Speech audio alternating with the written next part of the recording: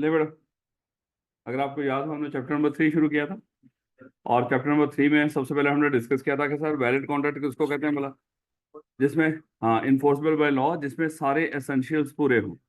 और उसके बाद हमने डिस्कस किया था वॉइडेबल कॉन्ट्रैक्ट क्या है बोला, हाँ ऐसा कॉन्ट्रैक्ट जिसमें एक पार्टी के पास ऑप्शन हो कि वो कॉन्ट्रैक्ट चाहे खत्म कर दे चाहे कंटिन्यू रखे, यानी कि जहां पे भी लफ्ज वॉइडेबल कॉन्ट्रैक्ट का बोला जाएगा आपने फौरन से इस नतीजे पे पहुंचना है कि सर ये ऐसा कॉन्ट्रैक्ट है जहां पे एक पार्टी के पास ऑप्शन है वो चाहे इस कॉन्ट्रैक्ट को खत्म कर दे चाहे इसको कंटिन्यू। आगे देखेंगे, देख मिलेंगे आगे जाके, बताए इसलिए जा रहे हैं ये सारे कॉन्ट्रैक्ट्स आगे जाके आपको मिलने हैं। विद वैलिड कॉन्ट्रैक्ट तो होता ही होता है, चलो कॉन्ट्रैक्ट हो गया, लेकिन आगे जो अल्फाज आप पढ़ रहे हो ना वो कहेगा जब दो पार्टीज ने अगर इस तरह कॉन्ट्रैक्ट कर लिया तो ये कॉन्ट्रैक्ट नहीं बनेगा, वॉइड एग्रीमेंट होगा, ये वॉइडेबल कॉन्ट्रैक्ट होगा, है ये वॉइड कॉन्ट्रैक्ट होगा। इस तरह के अल्फाज वो बोलेगा, इसलिए इनके मतलब का आपको पता होना चाहिए। फिर मेरे बच्चे अगर आपको याद हो हमने डिस्कस किया था एक, हाँ क्या कौन सा हुआ करता था वॉइड कॉन्ट्रैक्ट, ऐसा कॉन्ट्रैक्ट जो बनते वक्त बिल्कुल वैलिड। देखो अल्फाजों पे मैंने बार बार आपसे रिक्वेस्ट की थी, अल्फाजों पे गौर करनी। अगर किसी लफ्ज यहाँ पे लिखा हुआ है वैलिड कॉन्ट्रैक्ट मतलब कॉन्ट्रैक्ट है, वैलिड कॉन्ट्रैक्ट बोल दो, कॉन्ट्रैक्ट बोल दो, बाइंडिंग कॉन्ट्रैक्ट बोल दो, एक ही बात है। फिर हमने डिस्कस किया था वॉइडेबल कॉन्ट्रैक्ट मतलब है ये भी कॉन्ट्रैक्ट, क्योंकि कोई चीज कॉन्ट्रैक्ट तक पहुंची है तो उसने लफ्ज कॉन्ट्रैक्ट लिखा है। लेकिन ये था कौन सा वॉइडेबल, एक पार्टी के पास ऑप्शन कानून ने दे दिया भाई आप चाहो तो खत्म कर दो, ये आपके एंड से, अगर नहीं चाहते तो इट्स ओके ये वैलिड है, लेकिन अगर चाहो तो खत्म कर दो वॉइडेबल है। उसके अगर वो कंटिन्यू रखता है तो वही क्या बन जाएगा वैलिड। उसके बाद मेरे बच्चे वॉइड कॉन्ट्रैक्ट ऐसा कॉन्ट्रैक्ट जिसमें एक पार्टी के पास ऑप्शन चाहे उसको खत्म कर दे चाहे कंटिन्यू, सॉरी सॉरी वो वॉइड, वॉइड कॉन्ट्रैक्ट ऐसा जो बनते वक्त बिल्कुल वैलिड था लेकिन बाद में ऐसे हालात पैदा हुए। अच्छा ये भी याद रखना, अगर कॉन्ट्रैक्ट करते वक्त ही किसी को पता हो कि ये जो हम करने जा रहे हैं ये है ही इम्पॉसिबल है, वो आगे जाके हम डिस्कस करेंगे, उसके लिए लफ्ज बोलेंगे वॉइड एग्रीमेंट। ऐसा एग्रीमेंट जो आपको पहले ही पता हो ये हो ही नहीं सकता परफॉर्म। लेकिन मेरे बच्चे वॉइड कॉन्ट्रैक्ट में क्या है, eight the time of contract आपको था कि ये वैलिड भी है और परफॉर्म भी हो सकता है, लेकिन बाद में कुछ हालात की वजह से वो परफॉर्म होने के काबिल नहीं रहा, तो इसलिए लफ्ज क्या बोलते थे इसके लिए वॉइड कॉन्ट्रैक्ट। और फिर मेरे बच्चे वॉइड एग्रीमेंट ऐसा एग्रीमेंट जो कभी कॉन्ट्रैक्ट बना ही नहीं ना बन सकता है, ये वॉइड एग्रीमेंट है और कानून ने मना कर रखा है कि ये एग्रीमेंट ना करना। ऐसे एग्रीमेंट्स जो कानून की तरफ से मना हो कि ये ना करो वो वॉइड एग्रीमेंट्स होते हैं, ये कभी भी कॉन्ट्रैक्ट नहीं बनते, इनमें कभी भी इन्फोर्सिबिलिटी ऐड नहीं होगी, ये जस्ट एग्रीमेंट है वो भी ममनू है। अगर इनमें इन्फोर्सिबिलिटी ऐड हो जाती फिर ये क्या बन जाते कॉन्ट्रैक्ट, लेकिन कानून ने कह दिया हमने इनमें इन्फोर्सिबिलिटी ऐड नहीं करनी क्योंकि हमने आपको मना किया और रोका हुआ है, जैसे ये भी देखेंगे। उसके बाद हमने डिस्कस किया था हाँ वैलिड कॉन्ट्रैक्ट कौन सा होगा जिसमें एसेंशियल पूरे होंगे, यानी कि वैलिड कॉन्ट्रैक्ट के लिए कुछ कंडीशंस हैं कुछ एसेंशियल्स हैं, और वो कंडीशन या एसेंशियल कौन कौन से थे मेरे बच्चे, फ्री कॉन्सेंट होनी चाहिए, पार्टीज कॉम्पिटेंट कॉन्ट्रैक्ट होनी चाहिए, lawful object, lawful consideration, not expressly declared void agreements, ऐसे मेरे बच्चे। और इन पांच को कल हमने थोड़ा थोड़ा करके डिस्कस किया था। अच्छा उससे पहले ये भी बात डिस्कस की थी, मुझे वो जगह बताओ जहां पे कॉन्ट्रैक्ट लिखा हुआ होना जरूरी है, किसी स्पेशल लॉ ने कह दिया हो, जहां पे विटनेसेस वगैरह रिक्वायर्ड हो और जहां पे रजिस्ट्रेशन की डॉक्यूमेंट्स रिक्वायर्ड हो, ऐसी जगहों पे कॉन्ट्रैक्ट क्या होना चाहिए, लिखा हुआ होना चाहिए। ये पेपर में जब पूछा ना यकीन कर लो बच्चों को नहीं पता चलना हमने आंसर कहाँ से करना है। वो कहेगा ऐसा कौन सा मैंने कॉन्ट्रैक्ट देखा था, ऐसी कौन सी रिक्वायरमेंट थी, देखो आगे स्पेसिफिक कॉन्ट्रैक्ट बताना शुरू कर दोगे आप, वो फलाना कॉन्ट्रैक्ट लिखा हुआ होना चाहिए, फलाना लिखा हुआ, वो गलत तो उसको नहीं करेगा लेकिन उस तरह नंबर नहीं देगा जिस तरह यहाँ पे अगर ये तीन चीजें आप लिखोगे तो फिर आपको मिलेंगे ये सर। चलेगा उसके बाद में हमने इसको एक एक करके वैसे थोड़ा सा डिस्कस किया था कि जब दो पार्टीज आपस में कॉन्ट्रैक्ट कर रही हो तो उनकी कॉन्सेंट फ्री होनी चाहिए, और कॉन्सेंट फ्री ही होती है अगर बीच में पांच में से कुछ ना आ जाए, और ये पांच में से अगर कुछ भी कभी आ गया दो पार्टीज के दरमियान तो कॉन्सेंट फ्री नहीं रहेगी। और ये क्या क्या था बोला, अगर ड्राई धमका नहीं टॉर्चर लफ्ज खतरनाक हो जाएगा, एक ही हो जाएगा, है टॉर्चर भी नो डाउट। अगर किसी को डरा धमका रहे हो, अभी ये डराना धमकाना लफ्ज एहतियातन यूज कर रहे हैं, आगे जाके इसके सही मीनिंग पढ़ेंगे। और या किसी कोई बंदा क्या कर रहा हो अपनी तगड़ी पोजीशन का गलत फायदा उठा रहा है, ये भी हम पढ़ेंगे अंडू इन्फ्लुएंस। उसके बाद हमने डिस्कस किया था कोई बंदा फ्रॉड कर रहा है, ओके कभी भी कोई जानबूझ के अपनी मर्जी से अपने साथ फ्रॉड नहीं कराता और ना ही अपनी मर्जी से अपने साथ मिस रिप्रेजेंटेशन करवाता है, ये दोनों चीजें देखेंगे। और अगर हमसे गलती हो जाए मिस्टेक हो जाए, यानी कि पांच ही चीजें हो सकती हैं, इनमें से कोई एक आधी चीज आ गई बीच में तो आपकी कॉन्सेंट फ्री नहीं है, अगर ये बीच में नहीं आई तो आपकी कॉन्सेंट क्या होगी, फ्री होगी। उसके बाद मेरे बच्चे हमने डिस्कस करना शुरू किया था कल, अगर आप चलें ये तो वैसे ही दो पार्टीज कब कॉम्पिटेंट टू कॉन्ट्रैक्ट होंगी, हमने कहा था दो पार्टीज कॉम्पिटेंट टू कॉन्ट्रैक्ट ही होती हैं अगर बीच में तीन बंदे ना आ जाए, अगर इनमें तीन में से कोई आ गया ये तीनों के तीनों, अगर इन तीनों में से कोई आ गया तो party is competent to contract नहीं रहती। इन तीन के अलावा हर बंदा कॉम्पिटेंट टू कॉन्ट्रैक्ट होता है। और वो तीन कौन कौन से हैं? माइनर, अनसॉन माइंड और डिसक्वालिफाइड बंदा। और डिसक्वालिफाइड वाला ऐसा बंदा है जो ना बच्चा है ना पागल है, लेकिन क्यों नहीं कॉन्ट्रैक्ट कर सकता? कानून ने मना कर दिया भाई आप नहीं कर सकते तो नहीं कर सकते। इन तीन के अलावा हर बंदा क्या होता है? Competent to contract. उसके बाद मेरे बच्चे लॉफुल ऑब्जेक्ट होना चाहिए, लॉफुल कंसिडरेशन। याद करो कल हमने डिस्कस किया था कि दोनों चीजें हमेशा इकट्ठी रहेंगी। एक, जब हम कोई भी कॉन्ट्रैक्ट कर रहे हो उसमें लाजमी तौर पे जो एक दूसरे के लिए कंसिडरेशन होती है वो ही क्या होती है? वो ऑब्जेक्ट भी होता है। जैसे अगर आप कहीं पे गाड़ी खरीदने गए हो तो मकसद आपका गाड़ी खरीद रहा है, आप उसको पे करोगे आपको गाड़ी मिल जाएगी, है आपके लिए कंसिडरेशन गाड़ी और उसके लिए क्या है? पैसे। लेकिन मकसद क्या है? गाड़ी खरीदना।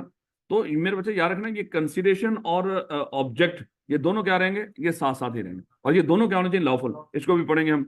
उसके बाद मेरे बच्चे ऐसा एग्रीमेंट ना करो जो कानून ने पहले से मना कर रखा हो। कानून कहता है कि अगर वो एग्रीमेंट किया तो हम कभी भी उसमें इन्फोर्सिबिलिटी ऐड नहीं करेंगे और वो कभी भी कॉन्ट्रैक्ट नहीं बनेगा। ऐसे एग्रीमेंट्स को कहते हैं एक्सप्रेसली डिक्लेयर्ड वॉइड एग्रीमेंट। कानून ने जो पहले से लिखकर आपको बता रखा है ये वॉइड है तो वो वॉइड ही रहेगा। तो बेटा कल अगर आपको याद हो हमने पढ़ना शुरू किया था, क्योंकि आप एक एक करके एसेंशियल सारे डिस्कस करने हैं। जो पहला एसेंशियल यहाँ पे लिख रखा है फ्री कॉन्सेंट, वो हमने डिस्कस किया था, चैप्टर 4 में डिस्कस करेंगे। और जो दूसरा एसेंशियल था party should be competent to contract, वो हम यहाँ पे डिस्कस करेंगे अभी। और जब दो पार्टीज आपस में कॉन्ट्रैक्ट कर रही हो ये दोनों क्या होनी चाहिए? Competent to contract. याद करें हमने डिस्कस किया था कौन कौन लोग हैं जो कॉम्पिटेंट टू कॉन्ट्रैक्ट हैं। तीन लोग कॉम्पिटेंट टू कॉन्ट्रैक्ट है, मेजर, साउंड माइंड और ना डिस्क्वालिफाइड बाय लॉ। जिसको कानून ने डिस्क्वालीफाई ना किया हो वो लोग क्या है? Competent to contract. और हमने डिस्कस किया था अगर वो पेपर में पूछ ले वो बताओ जो इनकॉम्पिटेंट टू कॉन्ट्रैक्ट है। हाँ इसी को आपने हाँ बिल्कुल यही बातें आपने ऑपोजिट करके लिख दो, वो क्या बन जाएगा? इनकॉम्पिटेंट टू कॉन्ट्रैक्ट बन जाएगा।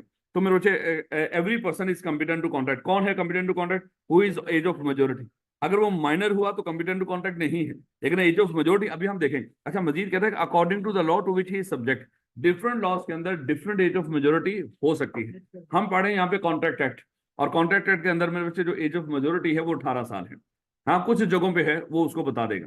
उसके बाद who is of sound mind. अगर साउंड माइंड है तो कॉम्पिटेंट टू कॉन्ट्रैक्ट है, अगर अनसाउंड माइंड है तो वो कॉम्पिटेंट टू कॉन्ट्रैक्ट नहीं है। या हु इज नॉट डिस्क्वालिफाइड, मतलब क्या है? Who is qualified, who is qualified from contracting, यानी कि फॉर कॉन्ट्रैक्टिंग, जिसको कॉन्ट्रैक्ट के लिए क्वालिफाई कर दिया गया हो कानून की तरफ से। कानून ने कह दिया ये बंदा कॉन्ट्रैक्ट कर सकता है तो कर सकता है, लेकिन जिसको लॉ ने डिस्क्वालीफाई कर दिया, वो जैसे इसको डिस्क्वालीफाई कर दिया तो ये कॉन्ट्रैक्ट नहीं कर सकता, लेकिन जो डिस्क्वालीफाई ना हो वो कॉम्पिटेंट टू कॉन्ट्रैक्ट हो गए। अब मेरे बच्चे इन तीनों को एक एक करके हमने पढ़ना है। देखो हमने स्टार्ट किए हैं एसेंशियल्स ऑफ वैलिड कॉन्ट्रैक्ट। हमने क्या स्टार्ट किए हैं?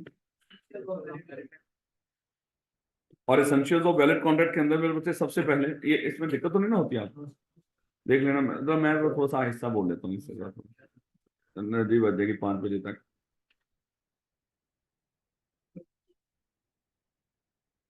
किताब माजरत।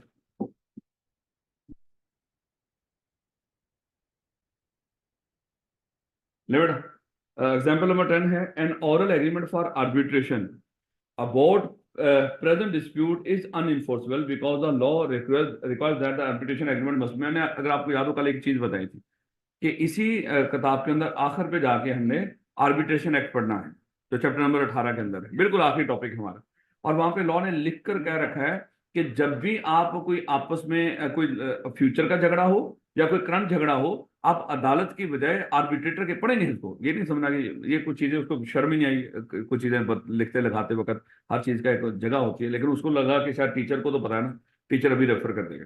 लेकिन मैं एग्जांपल, लेकिन इस तरह की कोई एग्जांपल हो तो मेरे साथ लाजमी शेयर कर लिया करें ताकि आपको पता तो चल दे। तो ये हमने आगे जाके पढ़ना, लेकिन वहां पे आर्बिट्रेशन का एग्रीमेंट लाजमी तौर पे लिखा हुआ होना चाहिए।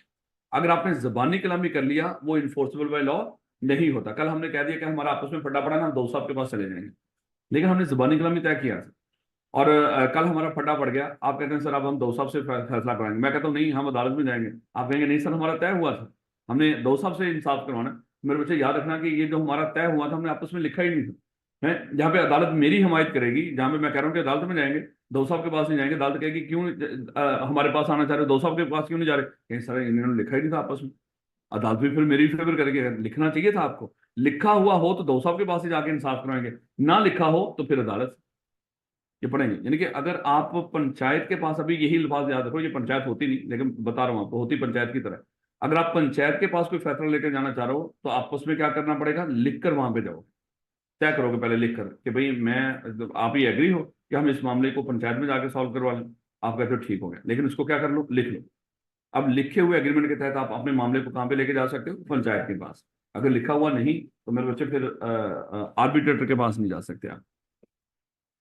यानी कि कोई मुकर गया तो आप उसको फिर ये नहीं कि आप उसको लेके पढ़ेंगे इसको आगे जाके, अभी होल्ड कर लो। ले बेटा, मैं आपको बता रहा था, शुरू हमने कहाँ से किया, कंडीशंस ऑफ वैलिड कॉन्ट्रैक्ट या एसेंशियल्स ऑफ वैलिड कॉन्ट्रैक्ट। वो हमने पांचों के पांचों भी लिस्ट पढ़ी। जब लिस्ट पढ़ी तो उसमें जो लिस्ट में सबसे पहला नाम था फ्री कॉन्सेंट, वो तो हम चैप्टर 4 में पढ़ेंगे। जो दूसरा एसेंशियल था वो था party should be competent to contract. जब हमने पार्टीज कॉम्पिटेंट टू कॉन्ट्रैक्ट देखा, उसमें सबसे पहला जो पॉइंट था वो था एज ऑफ मेजोरिटी, कि बंदा क्या होना चाहिए, मेजर होना चाहिए। अब एज ऑफ मेजोरिटी को आगे एक्सप्लेन करने लगा। अब इन तीनों पॉइंट्स को, age of majority, unsound mind और डिस्क्वालिफाइड बैलेंस, इन तीनों को मेरे बच्चे एक एक करके आपको बताएंगे। तो सबसे पहले मेजोरिटी को देखिएगा। कह रहा है कि पाकिस्तान के अंदर जो एज ऑफ मेजोरिटी है मेरे बच्चे वो 18 साल है। यानी कि पाकिस्तान में अकॉर्डिंग टू मेजोरिटी एक्ट 1875, हम किसको मेजर मानते हैं, 18, ये एक्ट जाहिर बात ये बता रहा होगा 1875 का एक्ट के पाकिस्तान में कौन मेजर है कौन माइनर है। इस एक्ट के तहत पाकिस्तान में जो एज ऑफ मेजोरिटी है वो 18 साल है, except in certain cases where a guardian of a minor. हाँ, कुछ जगहों पे एज ऑफ मेजोरिटी 18 साल से ज्यादा भी हो सकती है, कहीं कम भी हो सकती है। जैसे एक एग्जांपल उसने दे दी, कहता कि इसकी एक एक्सेप्शन भी है। देखो पेपर में आपके वही चीज पूछी जाएगी जो आपके सिलेबस में है। वो कहेगा कि पाकिस्तान के अंदर age of majority according to majority act 1875 वो कितनी है, 18 साल। इसकी एक्सेप्शन बताओ। हम वहां पे उसको एक्सेप्शन बताएंगे कि ऐसा माइनर जिसका गार्डियन अपॉइंट हुआ हो, उसकी एज ऑफ मेजोरिटी 18 साल नहीं बल्कि 23 साल हो। अब पहले तो थोड़ा सा ये समझिएगा ये गार्डियन वाला मामला क्या है। अगर कोई बच्चा हो, बात का तो खुदा ना खासा कोई वालदैन के कोई इश्यूज हो सकते हैं इस तरह के, तो मामला कोर्ट में हो तो कोर्ट किसी वालदैन में से किसी एक को कह सकता है कि आप इस बच्चे के गार्डियन हो। यानी कि वालदैन में से भी कोई गार्डियन हो सकता है। और अगर खुदा न खासा कोई बच्चा यतीम हो, वहां पे कोर्ट कह सकता है किसी और बंदे को भी उसका गार्डियन अपॉइंट कर सकता है। यानी कि बच्चे की विधायक के, बच्चा प्रॉपर्टी के मामला संभालने, सारे कुछ चीजें देखनी है, वहां पे बच्चा खुद तो कर नहीं सकता उन चीजों को। तो ऐसे में अदालत क्या करती है, किसी बंदे की जिम्मेदारी लगा देती है कि सर आप इसके क्या हो, गार्डियन हो। और गार्डियन वालदैन में से भी कोई हो सकता है और कोई और बंदा भी बाहर से, कोर्ट, लेकिन होगा कहां से, कोर्ट की तरफ से। अब अगर एक बच्चे का गार्डियन अपॉइंट हुआ तो याद रखना ऐसे बच्चे की जो एज ऑफ मेजोरिटी होगी वो 18 साल नहीं बल्कि 21 साल है। उसकी एज ऑफ मेजोरिटी क्या होगी, 18 साल नहीं बल्कि 21 साल है। अब किस लिहाज से, यानी कि जस्ट एग्जांपल, मान लो ये मेरे बच्चे एक बच्चा है और ये उसका गार्डियन है। अब ये जो बच्चा अगर इसकी उम्र जब 18 साल हुई तो हो सकता है ये गार्डियन उसको कहे कि बेटा ऐसा करो, ये जो जायदाद है ये मुझे भेज दो। मान लो कि जो भी है बड़ी सस्ते से दामों वो क्या कर रहा हो, इस जायदाद को खरीद रहा हो, कब बोला, 18 साल की उम्र में। या उसको कह रहा हो कि बेटा ये मेरे नाम पे लगवा दो, क्योंकि वो उसका गार्डियन है, तो उसको लगेगा ये तो मेरा सारा कुछ, जिसको कहता है मेरा करता धरता है, मुझे पाला पोसा है इसने, तो मैं इसको इनकार करूं। और वो क्या कर दे, उसको अपनी उस जायदाद को उस बंदे को बेच दे या ट्रांसफर कर दे। तो यहां पे लॉ ने मना कर दिया कि भाई जो गार्डियन होगा, जिस बच्चे का गार्डियन अपॉइंट हुआ हो, वो अपनी उस जायदाद से रिलेटेड खास तौर पे जो फैसला करेगा, बाहर की दुनिया से कॉन्टेक्ट कर रहा हो तो 18 साल, जब वो अपने मामला से रिलेटेड, जायदाद वगैरह से रिलेटेड जब कोई कॉन्टेक्ट करेगा तो उसके लिए उसकी उम्र क्या होनी चाहिए, 21 साल।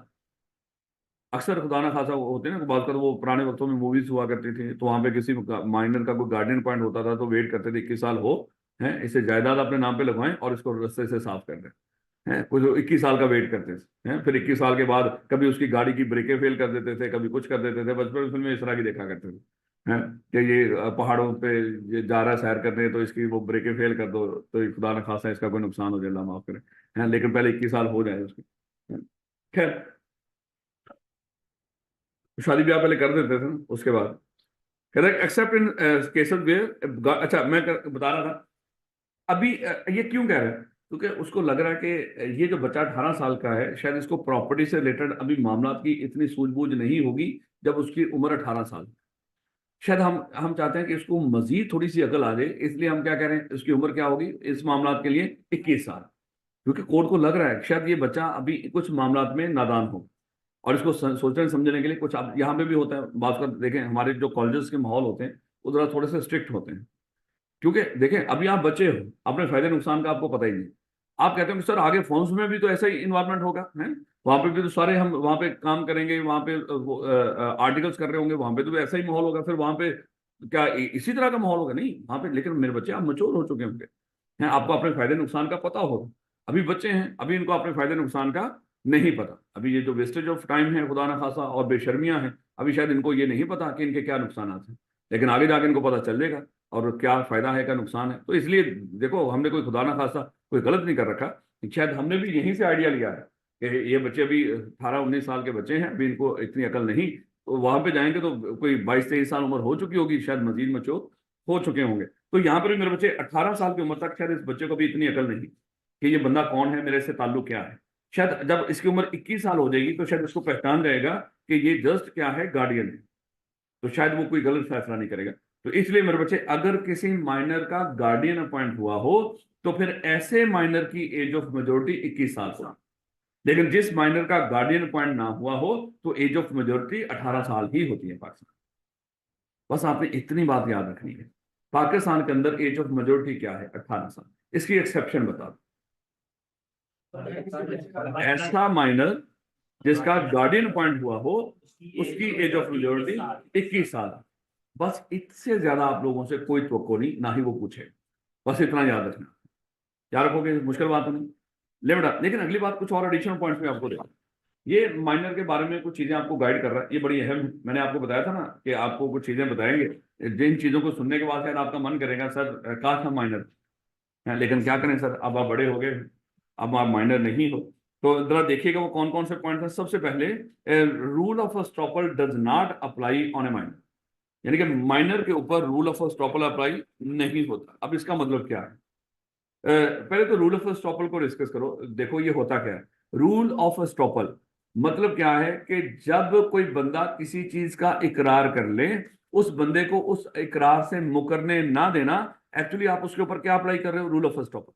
जैसे मान लो मैंने आपको कहा था कि सर आपकी जुमेरात को आखिरी क्लास हो, मैंने इकरार किया आपके सामने कि इस जुमेरात को ईद से पहले आपकी आखिरी क्लास होगी, आप स्कूल से निकल जाइएगा। अब मैंने आज आपको कहा कि भाई अब हमारी क्लास सैटरडे तक चलेगी, आप कहेंगे नहीं सर, अब आपने वादा किया था हमसे, है आपने इकरार किया था कि हम जुमेरात तक हमारी आखिरी क्लास होगी, अब सर हम आपको अपनी बात से मुकरने नहीं देंगे। एक्चुअली मेरे ऊपर क्या अप्लाई कर रहे हो, रूल ऑफ स्टॉपल। जब कोई बंदा किसी के साथ कोई वादा कर ले, उस बंदे को उस वादे से मुकरने ना देना, इसको रूल ऑफ स्टॉपल कहते हैं। या वादा कह लो, इकरार कर लो, खास तौर पे जब कोई बंदा किसी बंदे के सामने किसी चीज का इकरार कर ले, तो फिर हम उस बंदे को उस इकरार से नहीं मुकरने देते, तो इसको क्या बोलेंगे, रूल ऑफ स्टॉपल। अब मेरे बच्चे यहाँ पे जरा देखिएगा, ये रूल ये ना आगे जाके भी चैप्टर नंबर 11 जब पढ़ेंगे ना, पार्टनरशिप 11, 12, 13, वहां पे ये रूल ऑफ स्टॉपल, वहां पे पार्टनर बाय स्टॉपल नाम ही क्या होगा, हम टाइप्स ऑफ पार्टनर्स पढ़ेंगे चैप्टर नंबर 11 के अंदर। उस पार्टनर का नाम ही क्या होगा, पार्टनर बाय स्टॉपल। मतलब अगेन वहां पे इसी तरह का मामला है। ये पार्टनर बाय स्टॉपल क्या है? जैसे मान लो, हाँ हाँ, अब मैंने आपके सामने आज इकरार किया कि मैं यहाँ पे सीएफई में, अज्यूम कर लो, दो साहब और इकराम साहब का पार्टनर, मैंने आपके सामने इकरार किया, और मान लो कि दो साहब और इकराम साहब भी यहीं पे बैठे हुए हैं, उनके सामने मैं क्या कर रहा हूँ, आपके सामने उनके सामने इकरार कर रहा हूं कि मैं इनका क्या हूं, पार्टनर हूं। और कुछ दिनों के बाद आपने इनको उधार दे दिया, वो पैसे वो दे नहीं रहे, आप मेरे पास आके सर वो पैसे दें, हमने आपकी पार्टनरशिप को दिए थे। मैं कहूंगा वो कौन से पैसे, वो सर आपके बिजनेस को दिए ना, दो साहब इकराम साहब को, तो आप उनके पार्टनर हैं, तो आप भी जिम्मेदार हैं। मैं कहूंगा नहीं मैं पार्टनर नहीं। अब आप कहेंगे सर अब हम आपको मुकरने नहीं देंगे, क्योंकि आपने सामने इकरार किया था। तो रूल ऑफ स्टॉपल का मतलब भी क्या है, जब कोई बंदा इकरार कर ले किसी चीज का, उसको उस इकरार से मुकरने ना देना, ये रूल ऑफ स्टॉपल है। लेकिन आप हेडिंग पढ़ो, rule of estoppel does not apply on A minor, यानी कि माइनर किसी के सामने इकरार करेगा और उसको मुकरने का हक है, उसको उसको इस हक से कोई महरूम नहीं कर सकता। अब वो इकरार किस चीज का करेगा, देखो ये मिस्टर ए, इसने मोबाइल खरीदना और ये मोबाइल खरीदना चाहता था, इसने एक मोबाइल देखा, इस मिस्टर, चले मान लो एक मिस्टर एम था, उसने मिस्टर एम ने मिस्टर ए को कहा कि मिस्टर ए आप मुझसे मोबाइल खरीद लो। उसने कहा कि यार देखो मैं तुझसे मोबाइल खरीद तो लूं, लेकिन मुझे लग रहा है कि तू ना माइनर है। वो कहता है कि नहीं नहीं सर आपको गलत फहमी हो, देखे ना सर कल देखे, तकरीबन आपसे छोटा हूँ कहीं पे, ये लाइन टेढ़ी बनी है, अदरवाइज वो छोटा नहीं है, तो सर मैं देखें आपके बराबर हूँ। तो सर मैं माइनर नहीं, मैं बड़ा हूं, मेरी उम्र 18 साल है, मैं कांटेक्ट कर सकता हूं।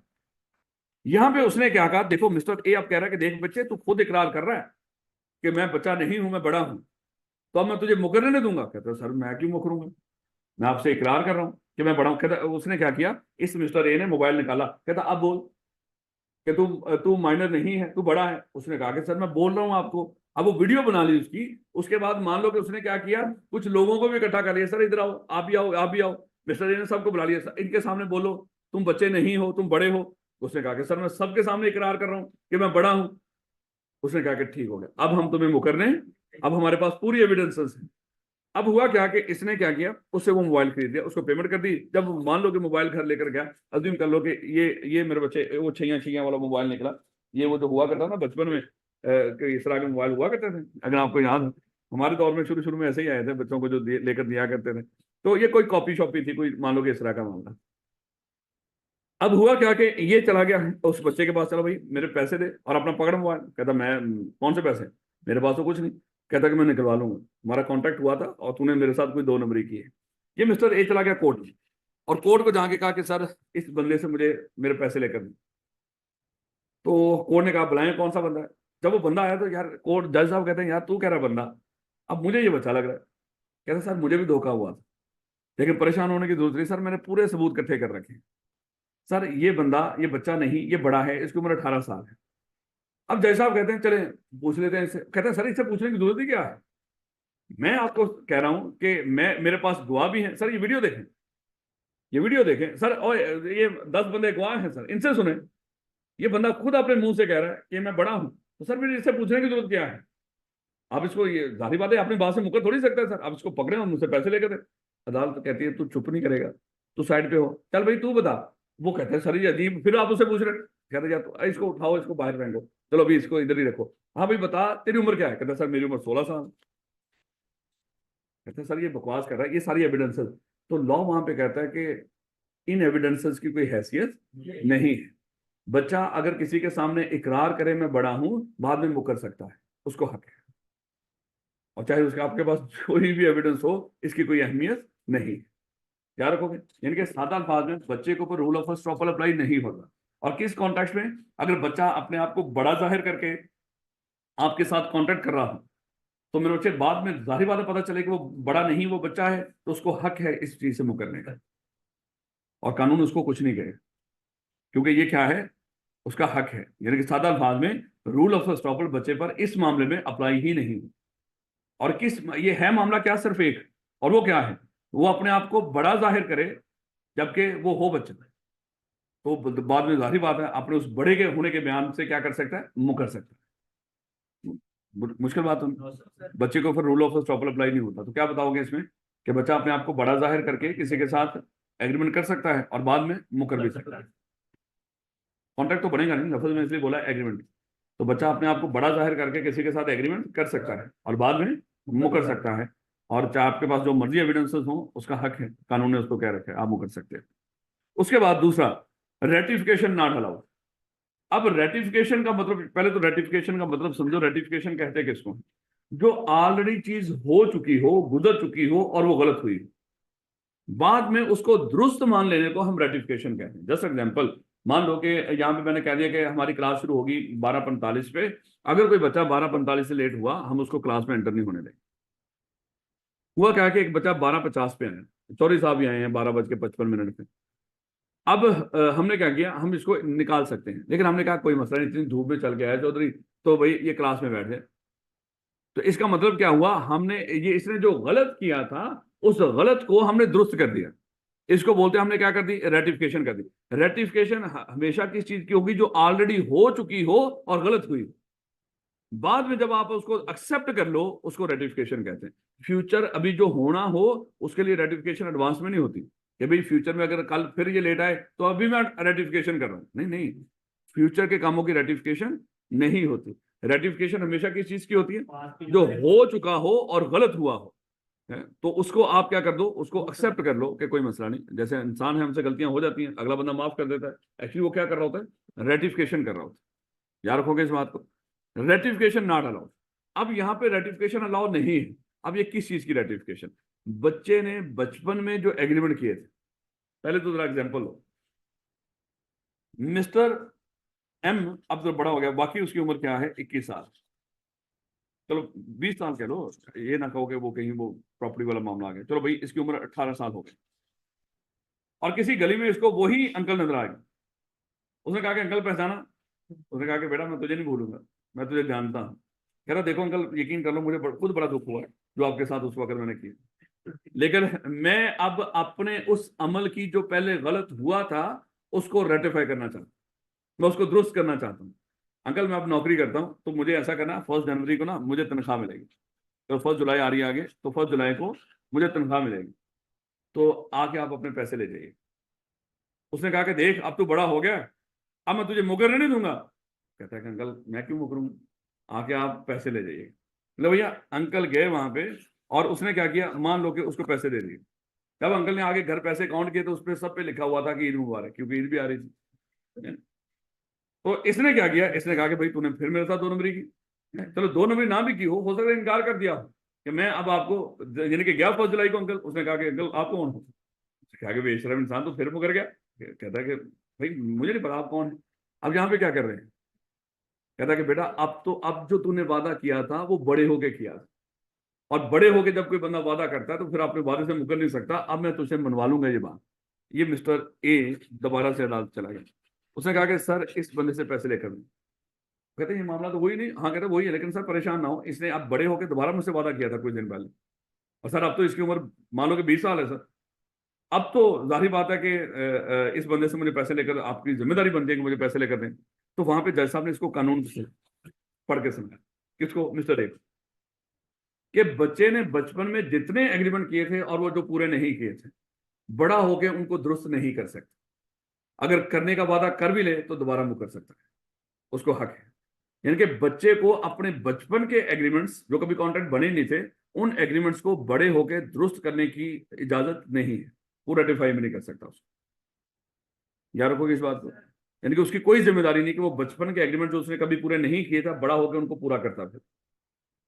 याद रखोगे इस बात को। और अगर वादा कर भी ले अगेन मुकर सकता है, क्योंकि रेटिफिकेशन बच्चे को अलाउ ही नहीं, रेटिफिकेशन की चीज की, जो बचपन में उसने एग्रीमेंट किए थे जो पूरे नहीं किए थे, जो बचपन में हुआ और वो सही नहीं हुआ था, अब बड़ा होकर उसको दुरुस्त नहीं करेगा। और अगर वादा कर भी ले तो अगेन मुकर सकता है, उसका हक है। याद रखोगे इस बात को। यानी कि बच्चा अपने, और ये याद रखना ये बचपन के एग्रीमेंट्स होने चाहिए थे, हैं? अगर बड़ा हो गया वो, उसने 18 साल के बाद जाके उसने कोई कॉन्ट्रैक्ट किया, वो तो मेरे बच्चे वो करना पड़ेगा परफॉर्मेंस को। हम उनकी बात करें, देखो इसलिए हमने वही एग्जाम्पल को आगे तसलसल रखा है कि उसी अंकल को दोबारा उसने वादा किया कि अब मैं बड़ा होगा, अब मैं कंपनसेट करूंगा, हैं? तो मेरे बच्चे ये कंपनसेट नहीं करेगा, अगेन ये क्या कर सकता है, मुकर सकता है, और इसको मुकरने का हक है। अगली 2 बातें आसान हैं, ये 2 बातें मुश्किल थी जो आपने पढ़ी हैं। क्या पढ़ा बना अभी? रूल ऑफ स्टॉपल बच्चे में अप्लाई नहीं होता, और बच्चे को रेटिफिकेशन अलाउ नहीं है। तो बेटा माइनर और इंसॉल्वेंसी, देखो एक चीज तो मेरे बच्चों को याद होगी, बचपन में हमने डिस्कस किया था कि जब 2 पार्टीज आपस में कॉन्टेक्ट करेंगी, मेरे बच्चे याद रखना, जब एक पार्टी ऑफर करे दूसरी एक्सेप्ट कर ले तो प्रॉमिस बन जाती है, याद। और हमने डिस्कस किया था फिर दोनों पार्टीज क्या होंगी, एट ए टाइम प्रॉमिसर भी होंगी, प्रॉमिजी भी होंगी। और दोनों पार्टी प्रॉमिसर किस लिहाज से होती थी भला, ऑब्लिगेशन परफॉर्म करने के लिहाज से। अगर आपको याद हो कि जब कॉन्ट्रैक्ट होता है दोनों पार्टीज की जिम्मेदारी होती है, ऑब्लिगेशन होता है कि उन्होंने परफॉर्म करना। अगर कॉन्ट्रैक्ट ही ना हुआ हो, किसी बंदे के सर पे कोई ऑब्लिगेशन नहीं आता। बगैर कॉन्ट्रैक्ट के आप कभी किसी चीज के लिए जिम्मेदार नहीं होते, कॉन्ट्रैक्ट होगा तो आप जिम्मेदार हो, नहीं तो नहीं। अब मेरे बच्चे मुझे एक चीज बताओ, क्या बच्चा कॉन्ट्रैक्ट कर सकता है? नहीं। अगर बच्चा कॉन्ट्रैक्ट नहीं कर सकता, इसलिए बच्चा कभी भी किसी चीज के लिए जिम्मेदार नहीं होता। और अगर बच्चे ने किसी से उधार ले लिया हो, क्या वापस करने के लिए जिम्मेदार है? अगर बच्चे ने किसी से, क्योंकि कॉन्ट्रैक्ट ही नहीं हो, कॉन्ट्रैक्ट हुआ ही नहीं, तो वो बंदा उससे पैसे रिकवर केस करके रिकवर नहीं कर सकता। अगर हो जायदाद वगैरह तो ले लेगा, नो डाउट, ये नहीं कि वो बच्चे के भी हो जाते हैं पैसे, लेकिन बच्चे के पास अगर जायदाद भी ना हो, कुछ भी ना हो, तो बच्चा पर्सनली खुद अपनी जात तक कभी भी किसी चीज के लिए जिम्मेदार नहीं होता, ये याद रखिएगा। हाँ उसकी प्रॉपर्टी हो, तो अगर किसी ने कोई उधार दिया हो, कोई इस तरह की कोई चीज जो उसको जरूरत के वक्त उसके काम आया हो, तो उसकी प्रॉपर्टी में पैसे ले सकता है। खैर इसको पढ़ेंगे आगे जाके, देखेंगे थोड़ी बहुत बातें। लो बेटा, तो बच्चा जब अगर बच्चे ने किसी के साथ कोई चीज खरीदने का कॉन्ट्रैक्ट कर लिया, उसे चीज उधार पे खरीद ली, और कल पैसे नहीं दे रहा, तो मेरे बच्चे वो बंदा पैसे रिकवर कर सकता है उसे? नहीं, क्योंकि बच्चा कभी भी लायबल नहीं होता। अब एक बंदे के सर पे कभी लायबिलिटी ना आती हो तो ऐसा बंदा कभी भी इंसॉल्वेंट भी नहीं हो सकता। पहले देखिएगा इंसॉल्वेंट क्या होता है। ऐसी सिचुएशन जब किसी बंदे के सर पे लायबिलिटी ज्यादा हो और उसको पे करने के लिए उसके पास एसेट्स कम हो, यानी कि लायबिलिटी ज्यादा और एसेट्स कम, तो ऐसे बंदे को हम कहते हैं ये इंसॉल्वेंसी की सिचुएशन में है। लेकिन कोई बंदा इंसॉल्वेंट खुद नहीं बनता, ये नहीं करेगा खुद अपने घर के दरवाजे के बाहर लिखकर लगा देगा मैं इंसॉल्वेंट। इसका एक तरीकाकार होता है। लोग अपने आप को इंसॉल्वेंट डिक्लेयर करवाते क्यों, या कोई बंदा इंसॉल्वेंट डिक्लेयर क्यों होता है? लोग कई खुद आगे डिक्लेयर करवाते हैं कि सर मुझे दिवालिया डिक्लेयर कर दो, बैंक डिक्लेयर कर दो, है इसका इसका मकसद होता है। अब देखो, मान लो कि कोई मिस्टर ए है, इसने बहुत सारे लोगों के पैसे देने, मेरे को। अब वो लोग आ रहे हैं इसके घर, इसके रोजाना दरवाजे पे खड़े हैं, इसको गालियां दे रहे हैं, इसको इसके दरवाजे पे मान लो कि बट्टे मार रहे हैं, पता नहीं क्या कुछ कर रहे हैं कि भाई हमारे पैसे वापस कर, लेकिन इसके पास है ही कुछ नहीं। लेकिन वो लोग क्यों माने कि भाई तेरे पास कुछ नहीं? वो कहेंगे तू हमारे साथ झूठ बोल रहा है, तेरे पास है बस तू हमें पे नहीं करना चाहता। ऐसे में ये बंदा वाकई जेन्युइन कह रहा है कि वाकई मेरे पास कुछ नहीं। तो ऐसे में लेकिन ये लोग इस पर एतबार नहीं करेंगे। इस सिचुएशन में मिस्टर ए जाएगा मान लो कोर्ट के पास, मिस्टर ए चला गया कोर्ट के पास और कोर्ट को जाके कहा कि सर मुझे दिवालिया डिक्लेयर कर दो। कोर्ट को जाके अप्लाई करेगा पहले, कोर्ट अगर मुनासिब लगेगा इसकी एप्लीकेशन सुनेंगे, और एप्लीकेशन सुनने के बाद कुछ अर्सा देखने के बाद सारी सिचुएशन एविडेंसेस देखने के बाद अगर कोर्ट को लगा ये बंदा वाकई ही दिवालिया होने के लायक है, तो कोर्ट क्या कर देगा, उसको इंसॉल्वेंट डिक्लेयर कर देगा। जब कोर्ट इसको इंसॉल्वेंट डिक्लेयर कर देगा तो इसकी जितनी प्रॉपर्टी है कोर्ट की तरफ से एक बंदा अपॉइंट होगा, उसके लफ्ज बोला करेंगे ऑफिशियल असाइनी, इसकी सारी प्रॉपर्टी ऑफिशियल असाइनी के पास चले जाएगी। अब ऑफिशियल असाइनी क्या करेगा, वो प्रॉपर्टी या उसको बेच के पैसे वो डिस्ट्रीब्यूट करेगा इसके क्रेडिटर में, और जितनी हो सकती है। मान लो कि इसका देना था, इनका देना था 1 करोड़ रुपया और इसकी कुल प्रॉपर्टी निकली 20 लाख रुपए, तो 20 लाख रुपए को जिस लिहाज से इनको डिस्ट्रीब्यूट हो सकता हुआ डिस्ट्रीब्यूट कर देगा। उसके बाद ऑफिशियल असाइनी इन लोगों को बता देगा, कोर्ट इनको बता देगा क्रेडिटर्स को कि इस बंदे के पास अब वाकई ही कुछ नहीं रहा, जो था हमने इससे लेकर आपको आपने डिस्ट्रीब्यूट कर दिया या बेच के हमने आपको पैसे दे दिए। अब इनके ऊपर को ये लोग भरोसा करेंगे, तो इसलिए लोग क्या करते हैं, अपने आप को जाके इंसॉल्वेंट डिक्लेयर करवाते हैं। जैसे कुछ लोग पाकिस्तान को मशवरा दे रहे हैं कि भाई अपने आपको इंसॉल्वेंट डिक्लेयर कर दो, थोड़ा सा वक्त मुश्किल होगा लेकिन आपके सारे कर्जे उतर जाएंगे, रौले मुक जाएगा। लेकिन रौला ये है ना कि हमने बड़े बड़े एसेट्स के ऊपर वो सिक्योरिटी क्रिएट की हुई है, वो सिक्योरिटी भी फिर जाहिर बात है सिक्योरिटी के तौर पे वो सारे एसेट फिर किन्हीं के होंगे, उन गवर्नमेंट्स के, उन बैंकों के जिनसे हमने उधार लिया हुआ। तो फिर वो लाके अपने बंदे बैठाएंगे यहाँ पे, सारा इंतजाम अपने खाते में डाल देंगे। तो वो इन चीजों से डरते हुए अपने आप को इंसॉल्वेंट डिक्लेयर नहीं करते। अदरवाइज इंसॉल्वेंट डिक्लेयर करके जो चीजें उनके पास जानी है जाए, कर्जा जीरो। अब 80,000 अरब हमने लोगों का देना, अब 80,000 अरब, जरा सोचो तो सही, कैलकुलेटर की बैजा बैजा हो जाएगी जब ये 80,000 अरब लिखोगे कहीं पे, कौन से कैलकुलेटर पे लिखोगे इसको, ये हमने पैसे देने लोग, हम 80,000 हमारे पास है, बंदोबस्त नहीं हो रहा, पाकिस्तानी लोगों का 80,000 अरब ये देना है। चले क्या ये समझ आ रही है कि कोई बंदा इंसॉल्वेंट कैसे होता है? जब भी आज के बाद इंसॉल्वेंट का लफ्ज है, आपने ये सारा दिमाग में लेकर आना है कि कोई बंदा कैसे इंसॉल्वेंट होता है। अच्छा, अब एक चीज तो हमें, माइनर और इंसॉल्वेंट, माइनर कभी किसी चीज के लिए लायबल होता है, तो इसके सर पे कभी ऐसी नौबत आएगी इसकी जिंदगी में इसके सर पे लायबिलिटी ज्यादा हो और एसेट कम हो पे करने के लिए? होएगा नहीं। इसलिए माइनर कभी भी इंसॉल्वेंट नहीं हो सकता। कभी इंसॉल्वेंट होगा तो कोई बड़ा बंदा हो सकता है मेजर, लेकिन माइनर कभी भी इंसॉल्वेंट नहीं हो सकता क्योंकि इसका कोई डेट इसके खाते में जाता ही नहीं। उसके बाद contract by minor and adult jointly, अगर कोई बंदा किसी बच्चे के साथ मिलकर कोई कॉन्ट्रैक्ट, मान लो कि मिस्टर ए है, इस मिस्टर ए के पास अज्यूम कर लो मेरे बच्चे एक गाड़ी, ये माइनर और अडल्ट ये दोनों मिलके इस मिस्टर, चलो मिस्टर बी कह लो, इस मिस्टर बी को कहते हैं कि मिस्टर बी ये गाड़ी हमें 10 लाख रुपए की भेज दो। इनको लग रहा था कि हम क्या करेंगे, 5-5 लाख रुपए कंट्रीब्यूट करेंगे और इससे गाड़ी ले लेते हैं। और इन दोनों ने मिलकर क्या किया, इस बंदे से कॉन्ट्रैक्ट कर लिया इस गाड़ी को खरीदने का। अब उसको पैसे देने, तो पैसे मेरे बच्चे ये माइनर पैसे दे नहीं रहा, क्या मिस्टर ए माइनर से पैसे ले सकता है या मिस्टर बी माइनर से पैसे ले सकता है? कानून कहता नहीं, क्योंकि कानून कहता है कि माइनर कॉन्ट्रैक्ट कर ही नहीं सकता। लेकिन सर वो तो बड़े के साथ मिलकर तो कर सकता है, कानून कहता नहीं। अगर किसी माइनर ने बड़े के साथ मिलकर किसी से कॉन्ट्रैक्ट किया तो कॉन्ट्रैक्ट सिर्फ बड़े का बड़े के साथ होगा, बच्चा बीच में शामिल नहीं। इसलिए कभी भी किसी माइनर के साथ मिलकर आपने कोई ट्रांजेक्शन नहीं कर, क्योंकि कल अगर उसने अपना वादा पूरा ना किया माइनर ने तो फंसेंगे आप अकेले ही, क्योंकि थर्ड पार्टी का कॉन्ट्रैक्ट माइनर से तो हुआ ही नहीं, वो किसके साथ हुआ है, आपके साथ। याद रखोगे इस बात। यहाँ पे एक बच्चा आ गया, उसने सीए में एडमिशन लिया, वो बच्चा, एक की उम्र है 21 साल, एक की उम्र है 17 साल, तो आगे यहाँ पे चलो 19 साल कह लो, एक की उम्र है 17 साल, आगे सीए में एडमिशन ले लिया, तो मेरे बच्चे फीस नहीं दे रहे। अब मुझे बताओ हम इन दोनों में से किसे फीस ले सकते हैं? 19 साल वाले से। मेरे बच्चे 17 साल वाले से तो फीस ले ही नहीं सकते, क्योंकि वो जिम्मेदार नहीं है। लेकिन अगर ये दोनों ही मान लो कि भाई हों आपस में, मिलकर इन्होंने कॉन्ट्रैक्ट किया हो इस तरह का, तो वो हमारे बड़े बच्चे के साथ तो कॉन्ट्रैक्ट होगा, वो तो जिम्मेदार होगा अपने मामले के लिए, बच्चा किसी चीज के लिए जिम्मेदार नहीं है। याद रखोगे इस बात को, कि अगर कोई बड़ा बच्चे के साथ मिलकर कॉन्ट्रैक्ट करेगा, तो थर्ड पार्टी का कॉन्ट्रैक्ट एक्चुअली किसके साथ होगा? बड़े के साथ, बच्चे के साथ कॉन्ट्रैक्ट नहीं होगा। अभी आपने 4 सिचुएशंस पढ़ी हैं एडिशनल पॉइंट्स के अंदर। सबसे पहले, minor, rule of first order minor पे अप्लाई नहीं होता, और वो उसका मतलब क्या है? अपने आप को बड़ा जाहिर करके एग्रीमेंट कर ले, कॉन्ट्रैक्ट नहीं बोलेंगे उसको, क्योंकि माइनर का भी कॉन्ट्रैक्ट नहीं कर सकता। अपने आप को बड़ा जाहिर करके वो एग्रीमेंट कर सकता है, लेकिन बाद में मुकर भी सकता है। और फिर हमने डिस्कस किया, माइनर बचपन में जो एग्रीमेंट करेगा, बड़ा होकर उसको रेटिफाई नहीं कर सकता। माइनर कभी इंसॉल्वेंट नहीं हो सकता। और माइनर अगर बड़े के साथ मिलकर एग्रीमेंट करेगा, तो एग्रीमेंट बड़े के साथ होगा, बच्चे के साथ नहीं। मुश्किल बात है तो जरा रीड कीजिएगा मेरे बच्चे को। कहता है following additional points are relevant. हम पढ़ क्या रहे हैं बड़ा? As of majority. 3 चीजें थी, कौन बंदा कंपिटेंट टू कॉन्ट्रैक्ट होता है? मेजर, साउंड माइंड और नॉट डिस्क्वालिफाइड। सबसे पहले हम मेजर को डिस्कस कर रहे हैं।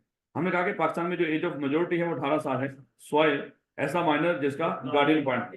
तो ऐसे माइनर की एज ऑफ मेजोरिटी क्या होगी? 21 साल। फिर हमने कहा कि उस माइनर को लेकर कुछ पॉइंट्स भी हैं, वो क्या है? कहते हैं the rule of estoppel does not apply to a minor. कहते हैं इट मींस, इसका मतलब क्या है? If minor represent fraudulently. अच्छा याद है मैंने आपको फ्रॉड का थोड़ा सा मतलब बताया था कल परसों में। अब फ्रॉड का मतलब क्या है? कोई बंदा झूठ बोल रहा हो और झूठ बोलने वाले को भी पता हो कि मैं झूठ बोल रहा हूं, इसको कहते हैं फ्रॉड। अब यहां पे देखो, कहता है कि if it means if minor represent fraudulently, वो अपने आप को फ्रॉडुलेंटली रिप्रेजेंट कर रहा है। उसको भी पता है मेरी उम्र 16 साल है, लेकिन वो क्या कर रहा है लोगों को? मैं 18 साल का हूं। तो एक्चुअली वो जो रिप्रेजेंट कर रहा है, वो क्या कर रहा है? अपने आप को फ्रॉडुलेंटली रिप्रेजेंट कर रहा है। एक तो है मिसरिप्रेजेंटेशन है, वहां पे क्या होता है? उसको लग रहा है मैं हूं भी 18 साल का, उसको लग रहा है, लेकिन है नहीं। अब उसको लग रहा है मैं सच बोल रहा हूँ, लेकिन बोल क्या रहा है? झूठ बोल रहा है। इसको बोलते हैं मिस रिप्रेजेंटेशन। और जहां पे उसको भी पता है मेरी उम्र 18 साल नहीं, और फिर भी कह रहा हूं मैं 18 साल हूं, वो फ्रॉड कर रहा है।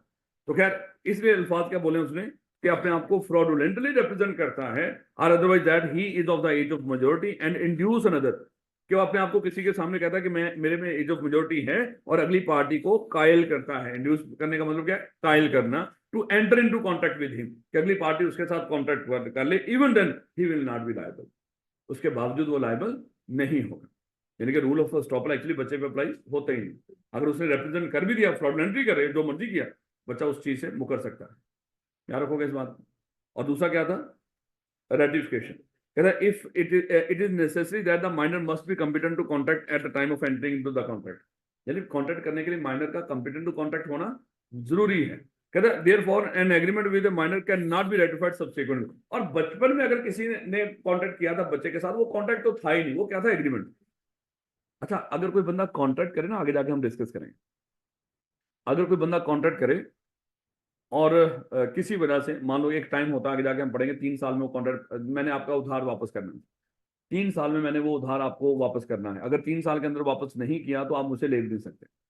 अगर आपने 3 साल के अंदर कार्रवाई करके मुझसे पैसे रिकवर कर लो, ड्यू डेट के बाद 3 साल होते हैं आपके पास, क्रेडिटर के पास, डेटर से पैसे लेने के। अगर डेटर ने 3 साल के अंदर पैसे रिकवर नहीं किए, तो अब क्रेडिटर, सॉरी डेटर ने अगर 3 साल के अंदर पैसे नहीं दिए और क्रेडिटर ने नहीं लिए, कोई केस भी नहीं किया, वो 3 साल के बाद किसी तरह की कोई कानूनी कार्रवाई नहीं कर सके, पढ़ेंगे आगे जाके। लेकिन वही डेटर फिर कुछ अर्से के बाद, देखो चलो यार इस तरह समझो, मैंने आपके पैसे देने, आज ड्यू डेट, आज के बाद 3 साल है आपके पास मेरे ऊपर केस करके पैसे रिकवर करने, 3 साल गुजर गए, आपने कोई कार्रवाई नहीं की, अब आप मुझसे पैसे नहीं ले सकते कानूनी तौर पर, मेरी लायबिलिटी खत्म हो। कानून यही कहता है ड्यू डेट के बाद कितने समय पैसे ले लेना? 3 साल। जो कार्रवाई करनी है 3 साल में शुरू कर दो। हाँ कार्रवाई हो सकता है 10 साल चले, फिर इट्स ओके, लेकिन कम से कम 3 साल के अंदर पैसे लो, या पैसे लेने के इकदाम शुरू कर दो, कोई कार्रवाई शुरू कर दो। अगर कुछ भी नहीं किया, तो याद रखना 3 साल के बाद वो बंदा वैसे ही लायबल नहीं, आपको कुछ भी नहीं देगा। लेकिन अगर वो बंदा दोबारा वादा कर ले आपसे, तो फिर आप दोबारा उससे पैसे रिकवर कर सकेंगे। ये पॉइंट आगे जाके मैं बताऊंगा वहां पे। लेकिन बच्चा वो तो तब था, उसका एग्रीमेंट था आपसे, कॉन्ट्रैक्ट था प्रॉपर, वो लगा बात टाइम की वजह से वो कॉन्ट्रैक्ट आप इन्फोर्स नहीं करवा सकते थे, उसने दोबारा वादा कर लिया। अजीब सी बातें कर रहा हूँ, लेकिन मुझे खुद भी पता है अभी इसकी जरूरत नहीं, लेकिन फिर भी मैं समझाने की कोशिश कर रहा हूँ, अगर ना भी हुआ कोई दिक्कत नहीं।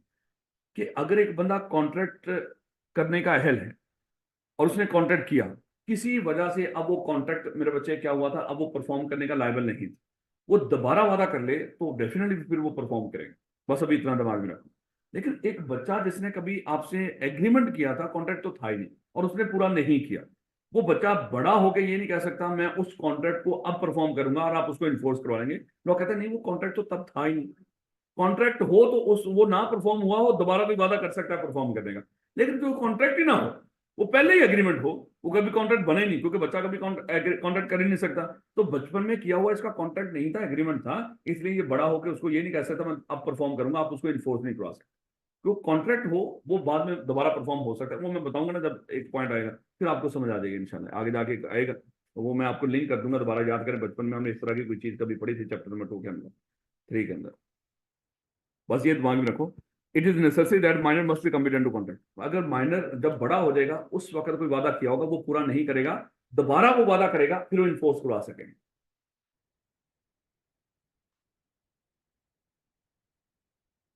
इसकी इस तरह एग्जाम्पल ले लो। आप सब 18 साल तो हो, आपने यहाँ पे हमसे वादा किया था सर हम आप फलानी तारीख को फीस दे देंगे। आपने फीस नहीं दी, उसके बाद 3 साल गुजर गए। अब मुझे बताओ, आप फीस देने के लिए लायबल हो? नहीं। आपकी लाइबिलिटी क्या होगी? डिस्चार्ज। अब उसके कुछ दिनों के बाद आप फिर हमारे पास आ गए, आपने कहा कि सर वो याद है कि मैंने आपकी फीस देनी थी लेकिन नहीं दी थी, वो टाइम बार्ड हो गई थी, लफ्ज बोलेंगे टाइम बार्ड डेट, वो टाइम बार्ड हो गई थी सर, आप मुझसे रिकवर भी नहीं कर सकते, लेकिन सर मेरा जमीर मुतमिन नहीं, अब मैं पैसे आपको दोबारा वादा करना। अब जब ये दोबारा वादा करेगा ना, अब दोबारा से नया कॉन्ट्रैक्ट बन गया, अब ये मुकरेगा, अब दोबारा उसके ऊपर केस करके पैसे रिकवर कर सकते हैं। ये कानून ने इजाजत दे रखी है। लेकिन वो कहता है कि बच्चा है, बच्चे ने बचपन में तो कॉन्ट्रैक्ट बना ही नहीं था उसका, अब वो बड़ा होकर जब वादा कर लेगा तो मेरे बच्चे ये रेटिफिकेशन ऑफ कॉन्ट्रैक्ट नहीं है, क्योंकि रेटिफिकेशन हमेशा कॉन्ट्रैक्ट की होती है। ये तो मेरे बच्चे वो कॉन्ट्रैक्ट तो था ही नहीं, वो तो जस्ट एग्रीमेंट था। बस इसलिए ये अल्फाज जरा थोड़े से अजीब से समझ लो या जो भी। कहता है it is necessary that minor must be competent to contract at the time of entering into the contract. Hereupon an agreement with a minor cannot be ratified subsequently. Contract ratify हो सकता है, ये पढ़ेंगे जब एग्जांपल आएंगे मैं आपको बताऊंगा। जैसे अभी मैंने आपको एग्जांपल दी, ये कॉन्ट्रैक्ट रेटिफाई कर रहे थे। हाँ, एग्रीमेंट नहीं हो सकता क्योंकि एग्रीमेंट इन्फोर्सेबल बाय लॉ नहीं होता। कॉन्ट्रैक्ट इन्फोर्सेबल बाय लॉ था, अगर वो ना हुआ किसी वजह से, वो नहीं रहा इन्फोर्सेबल, दोबारा इन्फोर्सेबल हो सकता है। एग्रीमेंट तो पहले भी इन्फोर्सेबल नहीं था, दोबारा इन्फोर्सेबल क्यों है? बस इस लिहाज से चाहे इसको दिमाग में रखो। जब एग्जाम्पल आएंगी, ये हम पढ़ेंगे time barred at, chapter number इसी में आ जाएगा, इसी में आ जाएगा, तो इसी में इंशाल्लाह पढ़ेंगे time barred at, no consideration no contract के एक्सेप्शन। चलें, जब वो आएगा ना मेरे बच्चे, मैं दोबारा आपको यहाँ पे इंशाल्लाह बता दूंगा।